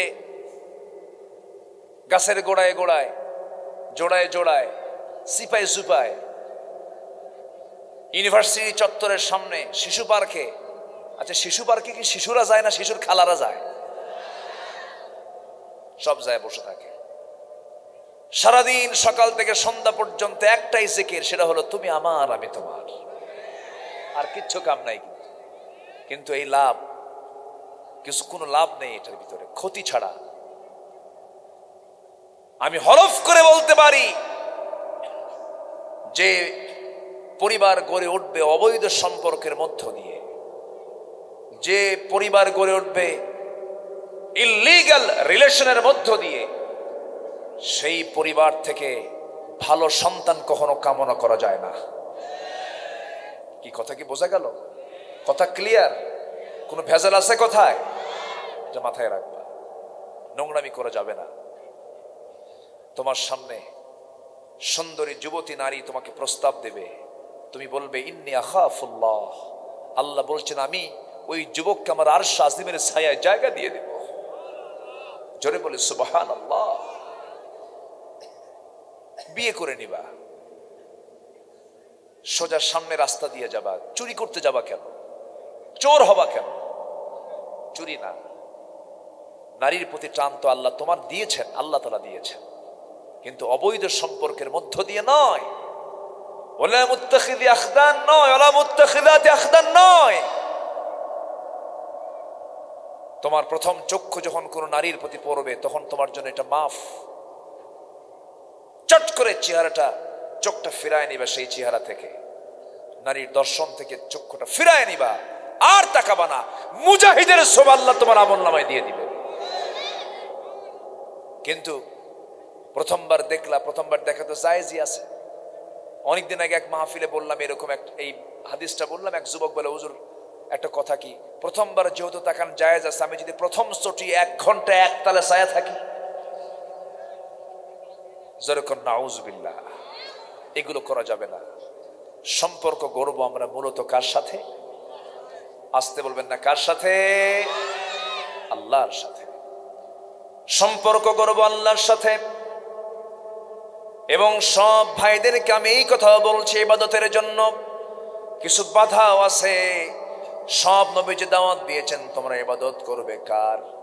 আল্লাহর। আল্লাহর ইবাদত করতে গেলে অনেক সময় কিন্তু পরিবারটাও বাধা হয়ে যায়, ফিতনা হয়ে যায়, নারী ফিতনা হয়ে যায়। অর্থ নারী ঈমানকে ছিনতাই করে নিতে পারে অনেক সময়। আল্লাহ রাব্বুল আলামিন এই জন্য এক জায়গায় বলছেন, লা তুলহিকুম আমওয়ালুকুম ওয়ালা আওলাদুকুম আন যিকরিল্লাহ। তোমার পরিবার, সন্তান সন্ততি, তোমাদের মাল যেন তোমাদের ধ্বংসের কারণ না হয়ে যায়, আল্লাহর জিকির থেকে তোমাদেরকে গাফেল না রাখে। এই মুহূর্তে আমার এক আল্লাহর অবাধ্য গোলামের কথা মনে হয়ে গেল। যে লোকটা বড় আল্লাহওয়ালা ছিল, সেই যেই দোয়াটাই করতে সেই দোয়া আল্লাহর দরবারে মঞ্জুর হয়ে যেত। কিন্তু মানুষকে অর্থ, লোভ এবং পরিবার যে অনেক সময় ধ্বংসের দিকে নিয়ে যেতে পারে, সন্তানাদি যে ধ্বংসের দিকে নিয়ে যেতে পারে, এই কথাটা বোঝানোর জন্য আমি একটু বলতে চাচ্ছি। বলবো? একটু কান লাগায় শুনবেন। ইবাদতের পথে কিন্তু এগুলো বড় বাধা। দুনিয়াবি লোভ, অর্থের লোভ, নারীর লোভ, ক্ষমতার লোভ, এই সমস্ত লোভে অনেকের ঈমানটা নষ্ট হয়ে যায়। দেখেন না, আমার দেশে এমন হুজুরও আছে জান্নাতের সার্টিফিকেট দিয়ে দেয়, বলে যে আপনি তো জান্নাতি। আছে না? আছে না? এরকম আছে। পাম্পট্টি মারতে মারতে বেশি বলে ফেলে। শুধু লক্ষ্য হলো আমাকে ভালো একটা পদ দিয়ে দিক, আমারে ভালো একটা পজিশন দিয়ে দিক, চেয়ার আমাকে দিয়ে দিক। এই চেয়ার পাওয়ার লোভ, রাষ্ট্রীয় প্রলোভন, অর্থ, নারী ঈমানকে ছিনতাই করতে পারে। তার বড় প্রমাণ হিসেবে আমি একটা এক্সাম্পল দিতে চাচ্ছি। সূরাতুল আরাফ 175, 178 নম্বর আয়াতটা বাড়িতে গিয়ে দেখবেন। এখানে এই প্রেক্ষাপটে কথা আসছে, তাফসীর আসছে। মুসা আলাইহিস সালাতু ওয়াস সালাম একজন নবী ছিলেন। তার সময়ে একজন বড় আল্লাহওয়ালা, নাম ছিল তার বালাম বাউর। এই বালাম বাউরটা সারা জীবন আল্লাহর ইবাদত করেছে, চোখের পানি ফেলে ফেলে কেঁদেছে। এমন কোন দোয়া নাই যে দোয়াটা আল্লাহর দরবারে মঞ্জুর হতো না। সেই সময় একজন জালিম বাদশা ছিল, জালিম রাজা ছিল। সেই জালিম রাজার বিরুদ্ধে মুসা আলাইহিস সালাতু ওয়াস সালাম সেই সময় ইউসা আলাইহিস সালাতু ওয়াস সালামকে পাঠিয়ে দিলেন তার বিরুদ্ধে যুদ্ধ করার জন্য।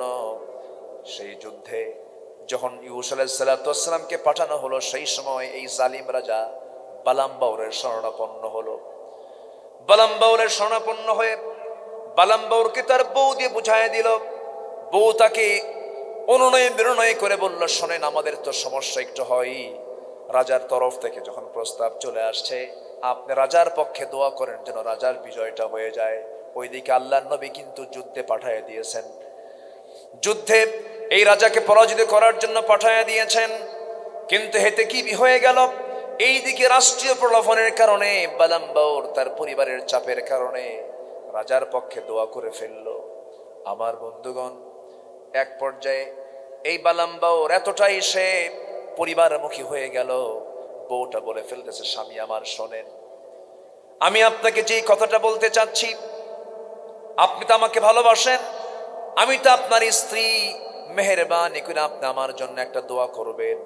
এদিকে বালাম বাউর যখন জুলুমের পক্ষ নিল, জালিম রাজার পক্ষ যখন অবলম্বন করলো, আল্লাহ তাকে একটা সুযোগ দিলেন, তোর জীবনে 3টা দোয়া কবুল হবে, এরপর আর কোনো দোয়া কবুল হবে না, তুই তওবা করার সুযোগ পেয়ে যাবে। কিন্তু বালাম বাউর তার সামনে তার বউটা যখন বলে ফেললো, ও আমার স্বামী, আমি তো দেখতে তেমন সুন্দর নই, তুমি একটু আল্লাহর কাছে দোয়া করে বলো আল্লাহ যেন আমাকে সৌন্দর্য ফিরায় দেয়, সৌন্দর্য যেন দান করে।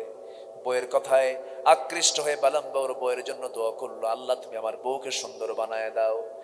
এমন সুন্দর হয়ে গেল, সৌন্দর্যের কারণে সেই বউটা পর্যন্ত জেনায় সে নিজেকে জড়ায় ফেললো, জেনার কাছে জড়িয়ে গেল, অসৎ কর্ম শুরু করে দিল। রাগের ঠেলায় বালাম বাউর আবার তার বিপরীত দোয়া করে বলছে, আল্লাহ আমার বউটাকে কুৎসিত বানায় দাও। আবার সে কুৎসিত হয়ে গেল, কুকুরের মতো চেহারা তার হয়ে গেল। এবার সন্তানরা বলছে, আব্বা আমাদের মা তো এমন চেহারা হয়ে থাকবে, আমাদের তো পরিবারে একটা অশান্তি হয়ে গেছে, তুমি আমার মার জন্য দোয়া করো, মাটা যেন আগের চেহারায় ফিরে আসে। তার দোয়ার চান্স কয়বার? আসতে বলবেন না, কয়বার? প্রথম দোয়া হয়েছে কার জন্য? আবার পরের দোয়া হয়েছে কার জন্য? স্ত্রীর জন্য। এবার আবার দোয়া চাচ্ছে কিসের জন্য? স্ত্রীর জন্য। বলা হলো, আমার আম্মাকে তুমি একটু তোমার আল্লাহর কাছে দোয়া করো, রবের কাছে দোয়া করে আমার আম্মার চেহারাকে ফেরাইয়া দেওয়ার ব্যবস্থা করে দাও, বিকৃত চেহারা হয়ে গেছে। এবার আবার যখন স্ত্রীর জন্য দোয়া করেছে, দোয়া করার আর কোনো সুযোগ নাই, হেদায়েত পাওয়ার জন্য সুযোগ দেওয়া হয়েছে, কিন্তু আর তো হেদায়েতের কোনো সুযোগ নাই। শেষ পর্যন্ত হলো কি, রাজার পক্ষে গিয়ে সে যখন দোয়া করলো, যুদ্ধ শুরু হয়ে গেল। এমনকি রাজা যুদ্ধে বিজয়ী হওয়ার জন্য সেই জায়গায় সে জেনার কাজ শুরু করে দিল। জেনা যখন অবাধে যখন মেলামেশা শুরু হয়ে গেছে, মহামারী শুরু হয়ে গেল। সেই মহামারীতে 70,000 মানুষ দুনিয়া থেকে বিদায় নিল। আমার বন্ধুগণ, আমার ভাইয়েরা, এই বিষয়টা, এই প্রেক্ষাপটটা টেনে আনার মূল কারণ হলো, সন্তান দিয়েছেন আল্লাহ, বউ পরিবার পরিজন দিয়েছেন কে? আল্লাহ দিয়েছেন আল্লাহ। কিন্তু এই বইয়ের পিছনে সন্তানদের ফিতনায় যেন পড়ে যেন আমরা কখনো ঈমান হারা না হই। ঈমান হারা হওয়া যাবে না। ইন্নামা আমওয়ালুকুম ওয়া আওলাদুকুম ফিতনা, তোমাদের জন্য তোমাদের মাল, তোমাদের সন্তান সন্ততি তোমাদের জন্য বড় ফিতনা, তোমাদের জন্য বড় পরীক্ষা। ঈমান হারা হওয়া যাবে না। ইবাদতের ক্ষেত্রে এগুলো কিন্তু বড় বাধা, বড় অন্তরায় হতে পারে। আল্লাহ তাআলা বলছেন, বান্দারে এই দুনিয়া থেকে তোর বিদায় হতেই হবে, সমস্ত হারাম কাজগুলো ছেড়ে দে, বৈধ কাজের দিকে চলে আয়, নেক আমল কর। আল্লাহ বলছেন, বান্দারে 2টা কাজ তুই করে আসবি। আল্লাহ রাব্বুল আলামিন বলেন, ইন্নাল্লাযীনা আমানু ওয়া আমিলুস সালিহাতি কানাত লাহুম জান্নাতুল ফিরদাউসি নুজুলা খালিদিনা ফিহা লা ইয়াবগুনা আনহা হিওয়ালা। নিঃসন্দেহে যারা ঈমান আনবে এবং আমলে সালেহ করবে, নেক কাজগুলো করবে, হারাম কাজের দিকে যাবে না, এই 2টা কাজ যদি বান্দা নিশ্চিত করতে পারে, ওই বান্দার জন্য আল্লাহ রাব্বুল আলামিন বলছেন, আমি তাকে 1 নম্বর জান্নাত, জান্নাতুল ফিরদাউস দিয়ে দেব। জোরে বলি সুবহানাল্লাহ। আমার বন্ধুগণ, সামনে রমজান আসতেছে।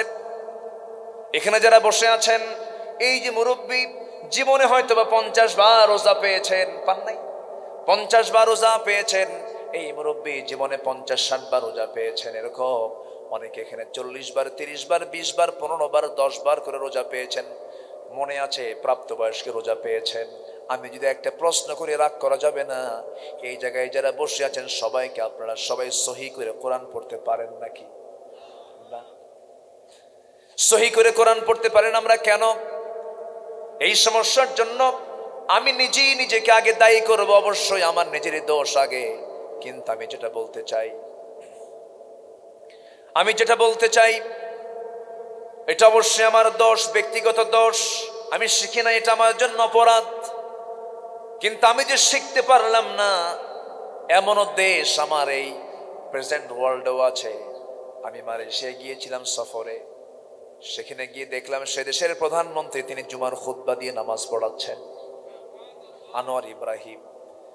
সেই দেশের প্রতিটি মুসলমান ক্লাস 8 লেভেলে যখন ওঠে, ক্লাস 8 ওঠার সঙ্গে সঙ্গে সবার 2 থেকে 3 পারা কোরআন মুখস্থ হয়ে যায়। তাদের সিলেবাসটাই এমন। কিন্তু আমার দেশে এমন সিলেবাস কি আছে? বরঞ্চ সিলেবাস উন্নতির দিকে তো নাই, অবনতি হতে হতে এখন ঢুকায় দিছে শরীফ থেকে শরীফা। আস্তে কন কেন, জোরে কন, ঠিক কিনা? শরীফ থেকে শরীফা, ট্রান্সজেন্ডার। ক্লাস 10 এর সিলেবাস, ক্লাস 10 এর সামাজিক বিজ্ঞান বইয়ে ফিলিস্তিনের মানচিত্র না দেখায়া ইসরায়েলের মানচিত্র দেখানো হচ্ছে কেন? আমার দেশে ঘাপটি মারা কিছু ইহুদি খ্রিস্টানদের 5টা গোলাম আছে, আছে না নাই? সম্মানিত ভাইয়েরা, সম্মানিত বন্ধুগণ, একটু দিলটা খুলে কথাগুলো শুনুন। সামনে রমজান আমরা পাচ্ছি, রমজান সমাগত, একদম দোরগোড়ায় হাজির। রমজান মাস হলো 1 নম্বর পরিচয় কোরআন নাজিলের মাস। আমরা কোরআনটা শিখবো না ইনশাআল্লাহ? খুব আস্তে পেলাম জবাবটা। সবাইকে শিখবো না? আরো জোরে, আরো জোরে। কেমনে শিখবেন বলে? হ্যাঁ, আচ্ছা, তাহলে মান জাদ্দা ওয়াজাদা, যে চেষ্টা করে সে পেয়ে যায়। আপনি আজকের এই মাহফিলের এই ফিল্ডে বসেই আপনি পরিকল্পনা আঁকাবেন যে আমাকে আগামী রমজান আমার ভাবতে হবে আমার জীবনের শেষ রমজান। গত পরশু দিন আমার অত্যন্ত প্রিয়, আমার শ্রদ্ধার, আমার কলিজা, মরহুম, মকবুর, বয়োবৃদ্ধ, জ্ঞানবৃদ্ধ, চলন্ত বিশ্বকোষ, মুহাদ্দিস, মুফাসসির, মুবাহিস ডক্টর আল্লামা লুৎফুর রহমান হাফিজ রাহিমাহুল্লাহ, তিনি গত পরশুদিন দুনিয়া থেকে বিদায় নিয়েছেন। উনি বললেন, ওনার একটা কথা আমি বারবার ভুলতে পারতেছি না। উনি বললেন, আমার তো ভিসার মেয়াদ শেষ, আগামী রমজান মনে হয় আমি আর পাবো না। উনি রমজান দোরগোড়ায় রেখে দুনিয়া থেকে বিদায় নিলেন। আমরা রমজান হয়তো পাবো, আমরা আশা করি, জোরে বলি ইনশাআল্লাহ। এই রমজানকে আমরা ভাববো জীবনের শেষ রমজান মনে করবো আমরা। একটু জোরে বলেন, আর একটু জোরে বলেন না ভাই। রাসূল কতটা শক্ত হয়ে জবাব দিয়েছেন। ফেরেশতা বলছেন, সে ব্যক্তির ধ্বংস হোক যে ব্যক্তি মাহে রমজান পেল, নিজের জীবনের গুনাহ মাফ করে নিতে পারলো না, তার ধ্বংস হয়ে যাক। রাসূল সঙ্গে সঙ্গে সাই দিয়ে বলেন, আমিন। অতএব রমজান আমরা এই সামনে পাচ্ছি, রমজান মাস, এই মাসে যদি কারো জীবনের সংশোধন না হয়, সংশোধন হওয়ার মতো আর কোনো সুযোগ সে পাবে না। আগামী রমজানকে আমরা জীবনের শ্রেষ্ঠ প্রশিক্ষণের মাস আমরা হিসেবে গ্রহণ করব। জোরে বলি ইনশাআল্লাহ। প্রত্যেক রাতে, শেষ রাতে শয়তান সবার কাছে চলে আসে, এসে একটা ওয়াজ করে। শয়তানও কিন্তু ওয়াজ করে। শয়তান কি করে? ওয়াজ করে। শয়তান কি ওয়াজ করে? আলাইকা লাইলুন তাবিল, আলাইকা লাইলুন তাবিল, তোমার জন্য রাত অনেক লম্বা, তোমার জন্য রাত অনেক লম্বা। ওইদিকে মুয়াজ্জিন বলে, আসসালাতু খায়রুম মিনান নাওম, আসসালাতু খায়রুম মিনান নাওম। এই দুইটা আহ্বান। শয়তান বলে তোমার রাতটা অনেক লম্বা, ওইদিকে মুয়াজ্জিন বলতেছে ঘুম থেকে নামাজ উত্তম। এই দুইটা কথাকে বান্দা মাথায় নিয়ে যখন বান্দা সিদ্ধান্ত নেবে, শয়তান সেই সময় প্রত্যেকটা বান্দার মধ্যে 3টা গিট মেরে দেয়। কয়টা গিট মারে? 3টা গিট মেরে দেয়। এই 3টা গিট যখন দিয়ে দিল, গিট বুঝেন তো? এটা এলাকায় কি বলে? গিরা। আচ্ছা, জি, ভাষা তো। তবে আপনাদের ভাষাটা মিষ্টি, আলহামদুলিল্লাহ। ভাষা মিষ্টি হওয়ার কারণ আছে। নদী একটা পাশে না, নদিয়া উপজেলা, নদিয়া জেলা যেটা না, নদিয়া, নদিয়া নামে একটা জেলা আছে পার্শ্ববর্তী মেহেরপুর চুয়াডাঙ্গার সাথে, এদিকে মুর্শিদাবাদের সাথে। তো আপনাদের ভাষার সাথে মুর্শিদাবাদের ভাষার কিছু মিল আছে। আমার মনে হয় আপনাদের কিছু আত্মীয় আছে মুর্শিদাবাদ। হ্যাঁ, এই তো মুর্শিদাবাদের লোক দেখছেন। আচ্ছা, তাহলে এই ভাষাটার সাথে আপনাদের মিল আছে। তো মুর্শিদাবাদ এবং নদিয়া এটা পাশাপাশি বলা চলে। তো বাংলা ভাষাটা আপনাদের ভিতর থেকে আসছে, এসে ঢুকে রাজশাহী দিয়ে যেতে নিয়ে একটু প্যাঁচ লাগছে, রংপুরে গিয়ে আরেক প্যাঁচ লাগছে, বগুড়া সিরাজগঞ্জ হয়ে আরেক প্যাঁচ লাগছে, ময়মনসিংহের মানুষ যাবার বেশি টান মারছে। ময়মনসিংহের মানুষ এক আলিফ টানে না, আপনি চাইবেন এটা আলাদা লম্বা টান মারে। সেখান থেকে নোয়াখালী গেছে, ওখানে গলা চিপায় ধরছে। ছেলেকে বলবে বাবা বাবা পেশাব করে ঘুমে পড়ো, এটা বলবে। আমি এই কয়েকদিন আগে নোয়াখালী এক মাহফিল ছিল, তো বাবা পেশাব করে ঘুমে পড়ো এরকম বলবে না, এটাই তো শুদ্ধ ভাষা। তো রাগের ঠেলায় বাপ তার ছেলেকে বলতেছে মুতিয়াই হুতি যা। কি কথা কি বুঝতেছেন? মুতিয়াই হুতি যা মানে পেশাব করে শুয়ে পড়, মুতিয়াই হুতি যা। দেখেন ভাষা বাংলাটা কোন দিক দিয়ে ঢুকে কোন দিক দিয়ে কোন পেঁচে কোন ভাষা হয়ে গেছে। এর মধ্যেও মজা আছে না নেই বলেন? বলি আলহামদুলিল্লাহ। তো এটাকে কি বলে? তিন গিটকে কি বলে? গিরা, মানে বাঁধন, বেঁধে ফেলে। আমি কি শেষ করে দেব? 12টা বাজে যে, কোনো সমস্যা নাই তো? একটা মানুষ ওঠে না, আলহামদুলিল্লাহ। আমি লক্ষ্য করেছি বরঞ্চ ওঠে তো নাই, আরো কিছু মানুষ এসে বসে গেছে। বলি আলহামদুলিল্লাহ। ফজর পড়বেন তো? এই যে বলতেছে ফজর যে পড়তে হবে বলতেছে, এই 3টা গিট দিয়ে দেয়। এই 3টা গিট ছুটাতে গেলে ওই সময়ে যদি বান্দা ঘুম থেকে উঠে যদি বসে পড়ে এবং দোয়া পড়ে বসে, আলহামদুলিল্লাহিল্লাযী আহইয়ানা বা'দা মা আমাতানা ওয়া ইলাইহিন নুশুর। যখন এই দোয়া পড়ে, যখন পিঠটা থেকে বিছানা পৃথক করে যখন বসে পড়ে, তখন শয়তানের একটা গিটটা ছুটে যায়, বাঁধনটা ছুটে যায়। যখন বান্দা ওযু বানায়, হাতের সগীরা গুনাহ মাফ, মুখের সগীরা গুনাহগুলো মাফ, মুখের সগীরা গুনাহগুলো মাফ, মাথার সগীরা গুনাহগুলো মাফ। যখন সেজদা দেওয়ার জন্য মসজিদের দিকে রওনা দিয়ে দেয়, প্রত্যেক কদমে কদমে একটা করে নেকি, 10টা করে নেকি তার আমলনামায় দেওয়া হয়। বান্দা যখন নামাজে দাঁড়ায়, 3 নাম্বার গিটটা ছুটে চলে যায় শয়তানের। সারাদিন ওই বান্দার কাছে শয়তান এসে আর ওয়াসওয়াসা দিয়ে শান্তি পায় না। যেরকম সুবহানাল্লাহ। তাহলে ফজর নামাজ পড়বেন কারা কারা একটু হাত তুলে দেখেন দেখি। জোরে বলি ইয়া আল্লাহ। আমাদেরকে ফজর, যোহর, আসর, মাগরিব, ইশা 5 ওয়াক্ত সালাত আদায় করার তৌফিক তুমি আল্লাহ দিয়া দাও। জোরে বলি আমিন, আরো জোরে আমিন। কষ্ট পেলেন? কষ্ট পেলেন না তো? নামাজ একটা ইবাদত, আর নামাজ হচ্ছে ইবাদতের যতগুলো ক্লাস আছে, 1 নম্বর ইবাদত কি আদায় করা? নামাজ আদায় করা। জাহান্নামে যাওয়ার 1 নম্বর কারণ কি? বলেন বলেন বলেন। সালাতকে ছেড়ে দেওয়া। এবং কিয়ামতের দিন প্রথম হিসাব হবে কি নিয়া? নামাজ নিয়া। এই ওঠেকে ধরেন তো।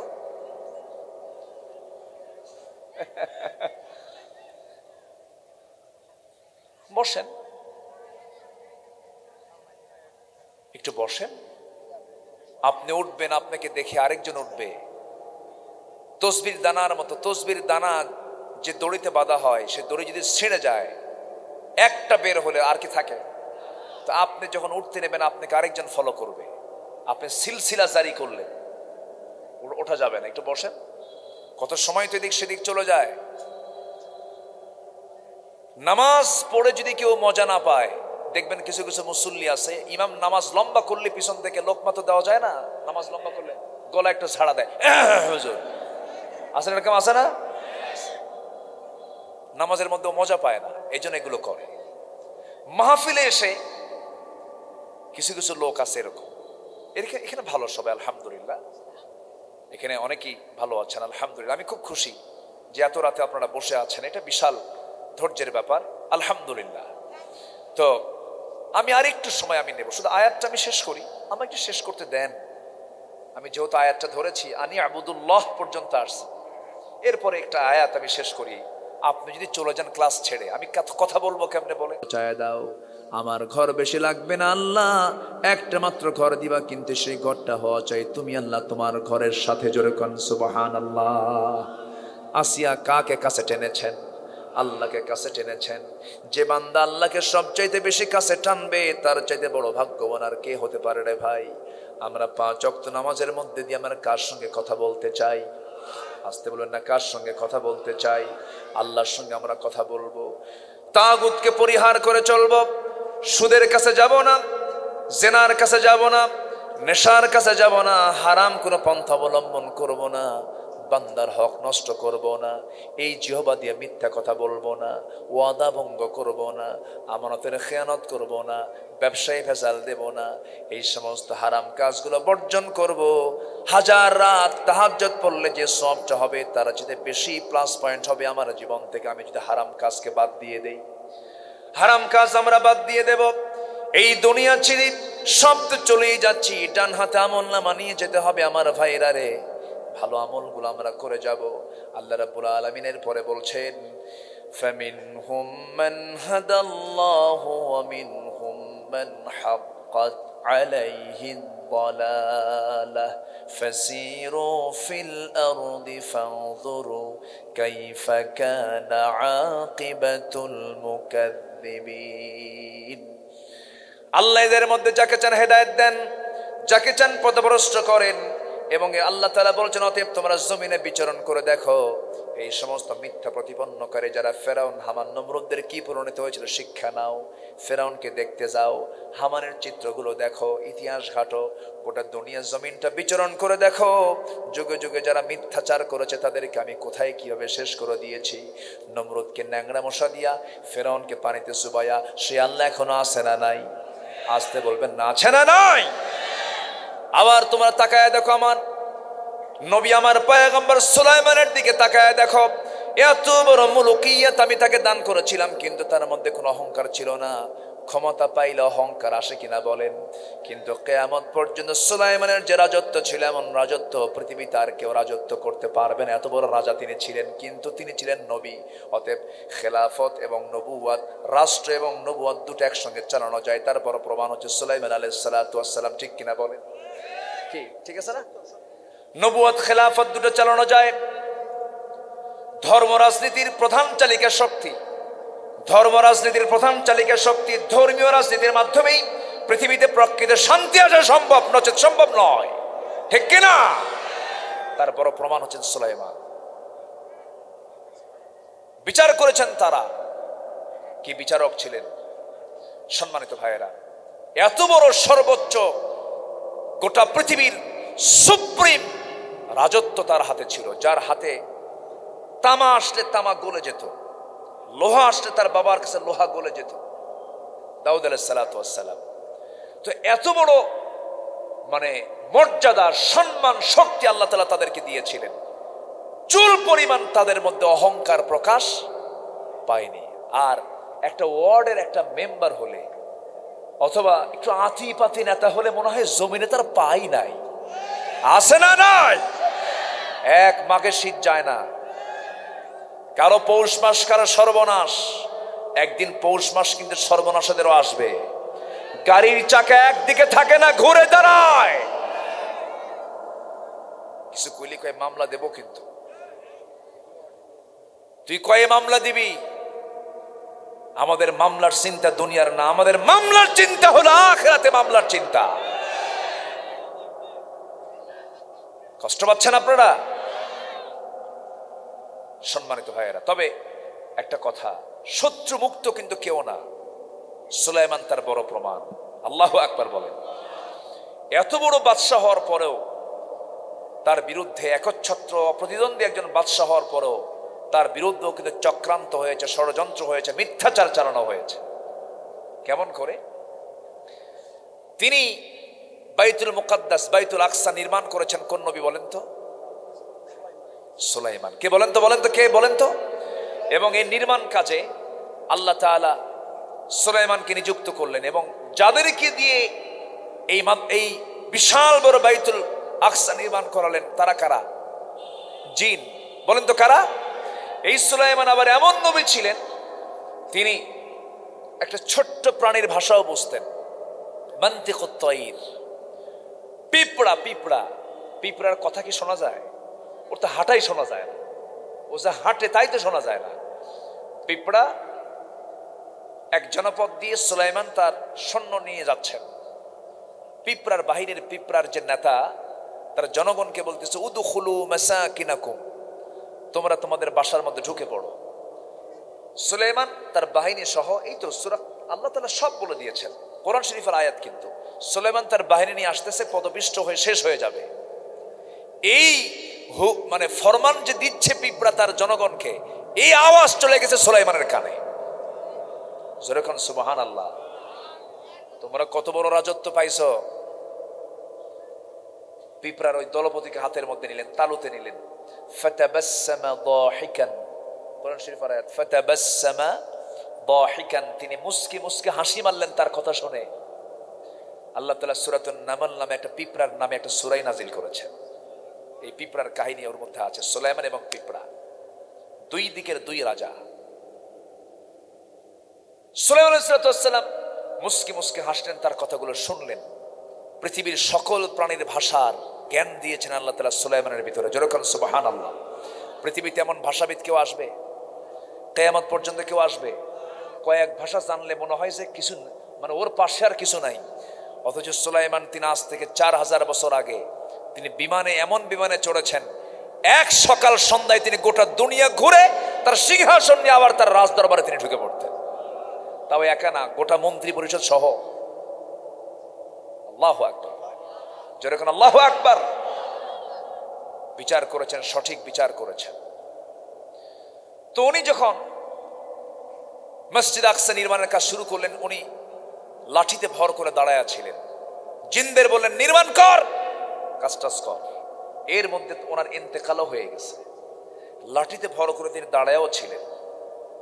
ওরা টের পায় নাই যে আল্লাহর পয়গম্বর সুলাইমান মারা গেছেন। ওনার কি প্রভাব ছিল যে জিনরা পর্যন্ত তাকে দেখে ভয় করত।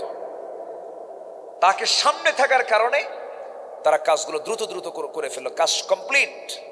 এদিকে ওই লাঠির গোড়ায় উই পোকা ধরে খেয়ে ফেলছে। কোরআন শরীফের আয়াত, আমি বলবো কোন সময় তো নাই।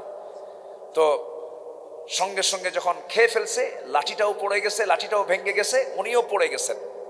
তখন জিনরা বললো, কি ব্যাপার, আমরা কার ভয় এতগুলো কাজ করলাম, ও তো মরে গেছে বহু আগে। আল্লাহু আকবার বলেন। চিন্তা করেন, এত বড় শাসক ছিলেন, এত বড় রাজা ছিলেন, খেলাফত চালিয়েছেন সুলাইমান আলাইহিস সালাম। তিনি বিচারও করেছেন খুব সূক্ষ্মভাবে, এবং তিনি মাটির নিচের খবর রাখতেন হলো একটা পাখি দিয়ে, হুদহুদ পাখি। লাম আরাল হুদহুদা, আমি তো হুদহুদকে দেখছি না, সে কোথায় গেল, হেরে গেল, ও আসুক, যদি সে আমার কাছে সঠিক উত্তর না দিতে পারে অবশ্যই আমি তাকে পানিশমেন্ট করব। হ্যাঁ, এরকম করে। এই হুদহুদ পাখির একটা বৈশিষ্ট্য হলো, সে উপর দিয়ে চলতো, কিন্তু মাটির নিচে কোথায় পানি আছে আর কোথায় পানি নাই এই খবরটা হুদহুদ পাখি জানতো, এবং সুলাইমান আলাইহিস সালাম তার কাছ থেকে তথ্যটা নিতেন। সুবহানাল্লাহ বলবেন না? পৃথিবীর কোন বাদশা আছে এমন খবর নাই? দেখি আছে? বা কোন বাদশার ক্ষমতা আছে এরকম খবর নেওয়ার? এরকম বাদশা কেউ জন্ম নেবে আর দুনিয়াতে? কিন্তু এই হুদহুদ পাখিটা জমিনের তলদেশের পানি প্রবাহের খবর রাখতো, কিন্তু হুদহুদের উপরে যখন ওকে শিকার করার জন্য যখন কোনো শিকারী জাল ফেলতো, ও জাল তার চোখে পড়তো না। আজীব ব্যাপার না? কোন, এটা আজীব ব্যাপার না? মানে হুদহুদ পাখি তার চোখের পাওয়ার এত তীক্ষ্ণ ছিল যে মাটির নিচে কোথায় পানি আছে কোথায় পানি নাই হুদহুদ এই খবরটা জানতো, কিন্তু হুদহুদকে মারার জন্য শিকারী ওর মাথার উপরে জাল বিস্তার করতো, জাল তার চোখে পড়তো না। এখান থেকে বোঝা যায় কি জানেন, তোমার ক্ষমতার দাপট যতই থাকুক না কেন, তোমার সামনে যখন মালাকুল মওত আসবে তুমি নিজেও টের পাবা না, ঠিক কিনা? তোমার ক্ষমতা দিয়ে তুমি এটাকে রদ করতে পারবা না। অনেক কথা ছিল, সময় তো নাই, শেষ করে দিই। হ্যাঁ,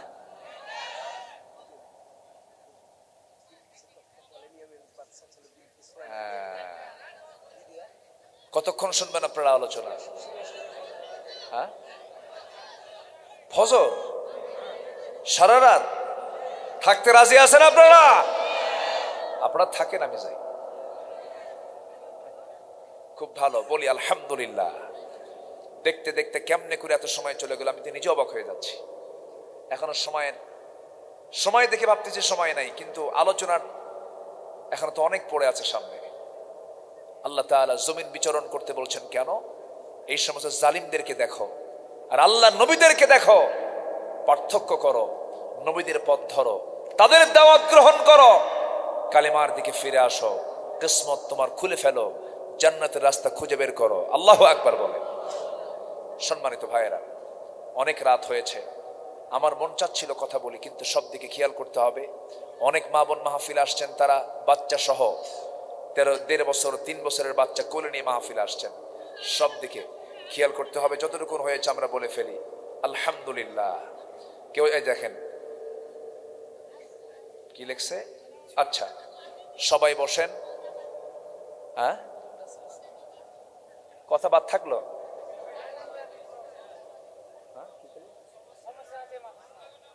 ও আচ্ছা, বসেন। এই শারিউল, বসো। জি ইনশাআল্লাহ, বসো, সবাই বসো, সবার জন্য দোয়া হবে। সঙ্গীত হবে, শুনবেন? আগ্রহ আছে আপনাদের? বসেন। এখানে একটা প্রশ্ন আসছে, ছোট ছোট বাচ্চারা যখন ঘুমায় তখন কি চুমু খাওয়া বা আদর করা যাবে কি? বাচ্চারা যখন ঘুমায় তখন চুমু খাওয়া যাবে কিনা? তো ঘুম আর নিঘুম, ঘুম ছাড়া চুমু খেতে পারবেন, সমস্যা কোথায়? কোনো সমস্যা নাই তো। আমার দেশে তো বহু সিস্টেম আছে, সিস্টেমের শেষ নাই। কত যে হাদিস আমরা পাইছি, দাদির হাদিস। কিসের হাদিস এগুলো বলেন তো? দাদির হাদিস, দাদির হাদিস। সকালবেলা বাকি দেওয়া যাবে না, শনিবারে বাঁশ কাটা যাবে না, বৃষ্টির দিন বিয়ে করলে সারা জীবন তার চোখে পানি থাকবে, চোখের পানি ফুরাবে না। এই যে পাইছে কোথায় আল্লাহ জানে, আছে না নাই? আচ্ছা, এগুলো শরীয়ত বিরোধী, এগুলো কালচার, এগুলোর সাথে ইসলামের কোনো সম্পর্ক নাই। ছোট বাচ্চারা ঘুমে থাকুক আর তাজা থাকুক যে অবস্থায়। আচ্ছা, বাচ্চা মারা গেল, ধরেন বাচ্চাটা মারা গেছে, তো মৃত সন্তান যদি মারা যায়, মা কি চুমা না দিয়ে থাকতে পারবে? হ্যাঁ, সে ঘুমাক আর না ঘুমাক, এটা আছে আমাদের গ্রামে গঞ্জে, এই কালচারটা আছে। ঘুমানোর পর ঘুমানো বাচ্চা নাকি চুমা খেতে হয় না, সমস্যা নাই, আপনি আদর করতে পারবেন, চুমা খেতে পারবেন, কোনো সমস্যা নাই। সেদিন একজন প্রশ্ন করছে, হুজুর 2 বছর যাবত আমার একটা মেয়ের সঙ্গে আমার একটা সম্পর্ক, 2 বছর যাবত হুজুর সম্পর্ক ভালোই চলছিল, হঠাৎ করে 2 মাস আগে আমারে ফাঁকি দিয়ে চলে গেছে, হুজুর এতে কি ওর গুনাহ হবে না? দেখছেন প্রশ্নের সাইজ দেখেন। আমি বললাম যে এই প্রশ্ন করলো কে, সে আর বের হয় না। সম্মানিত ভাইয়েরা, অনেক কথা, সময় তো নেই। আমরা কথার ছলে কিন্তু অনেক শিরিক করে ফেলি, কথার ছলে কিন্তু অনেক শিরিক করে ফেলি আমরা। ভাগ্যিস জোরে ধরছিলাম, তা না হলে পড়েই যেতাম। এটা শিরকের কথা। আচ্ছা বলতেছি ভাই, বিয়ের সব ব্যবস্থা করে ফেলছি, বাকি আল্লাহ। আচ্ছা, বাকি আল্লাহ না আগে আল্লাহ? আচ্ছা আচ্ছা, ঠিক আছে, সবাই বসে। আমার কথা কি বুঝতেছেন আপনারা? মানে বিয়ের সব ব্যবস্থা করছি, বাকি কি? বাকি আল্লাহ না আগে আল্লাহ? সব ব্যবস্থা করছে আমি, বাকি আল্লাহ ভরসা। দেখছেন কত বড় কুফরি কথা। আগে কে? একদম চিন্তা করবেন না, সব কিছু সময় মতো ঠিকঠাক পেয়ে যাবেন। এটা কোনো কথা? শিরিক, একদম শিরিক।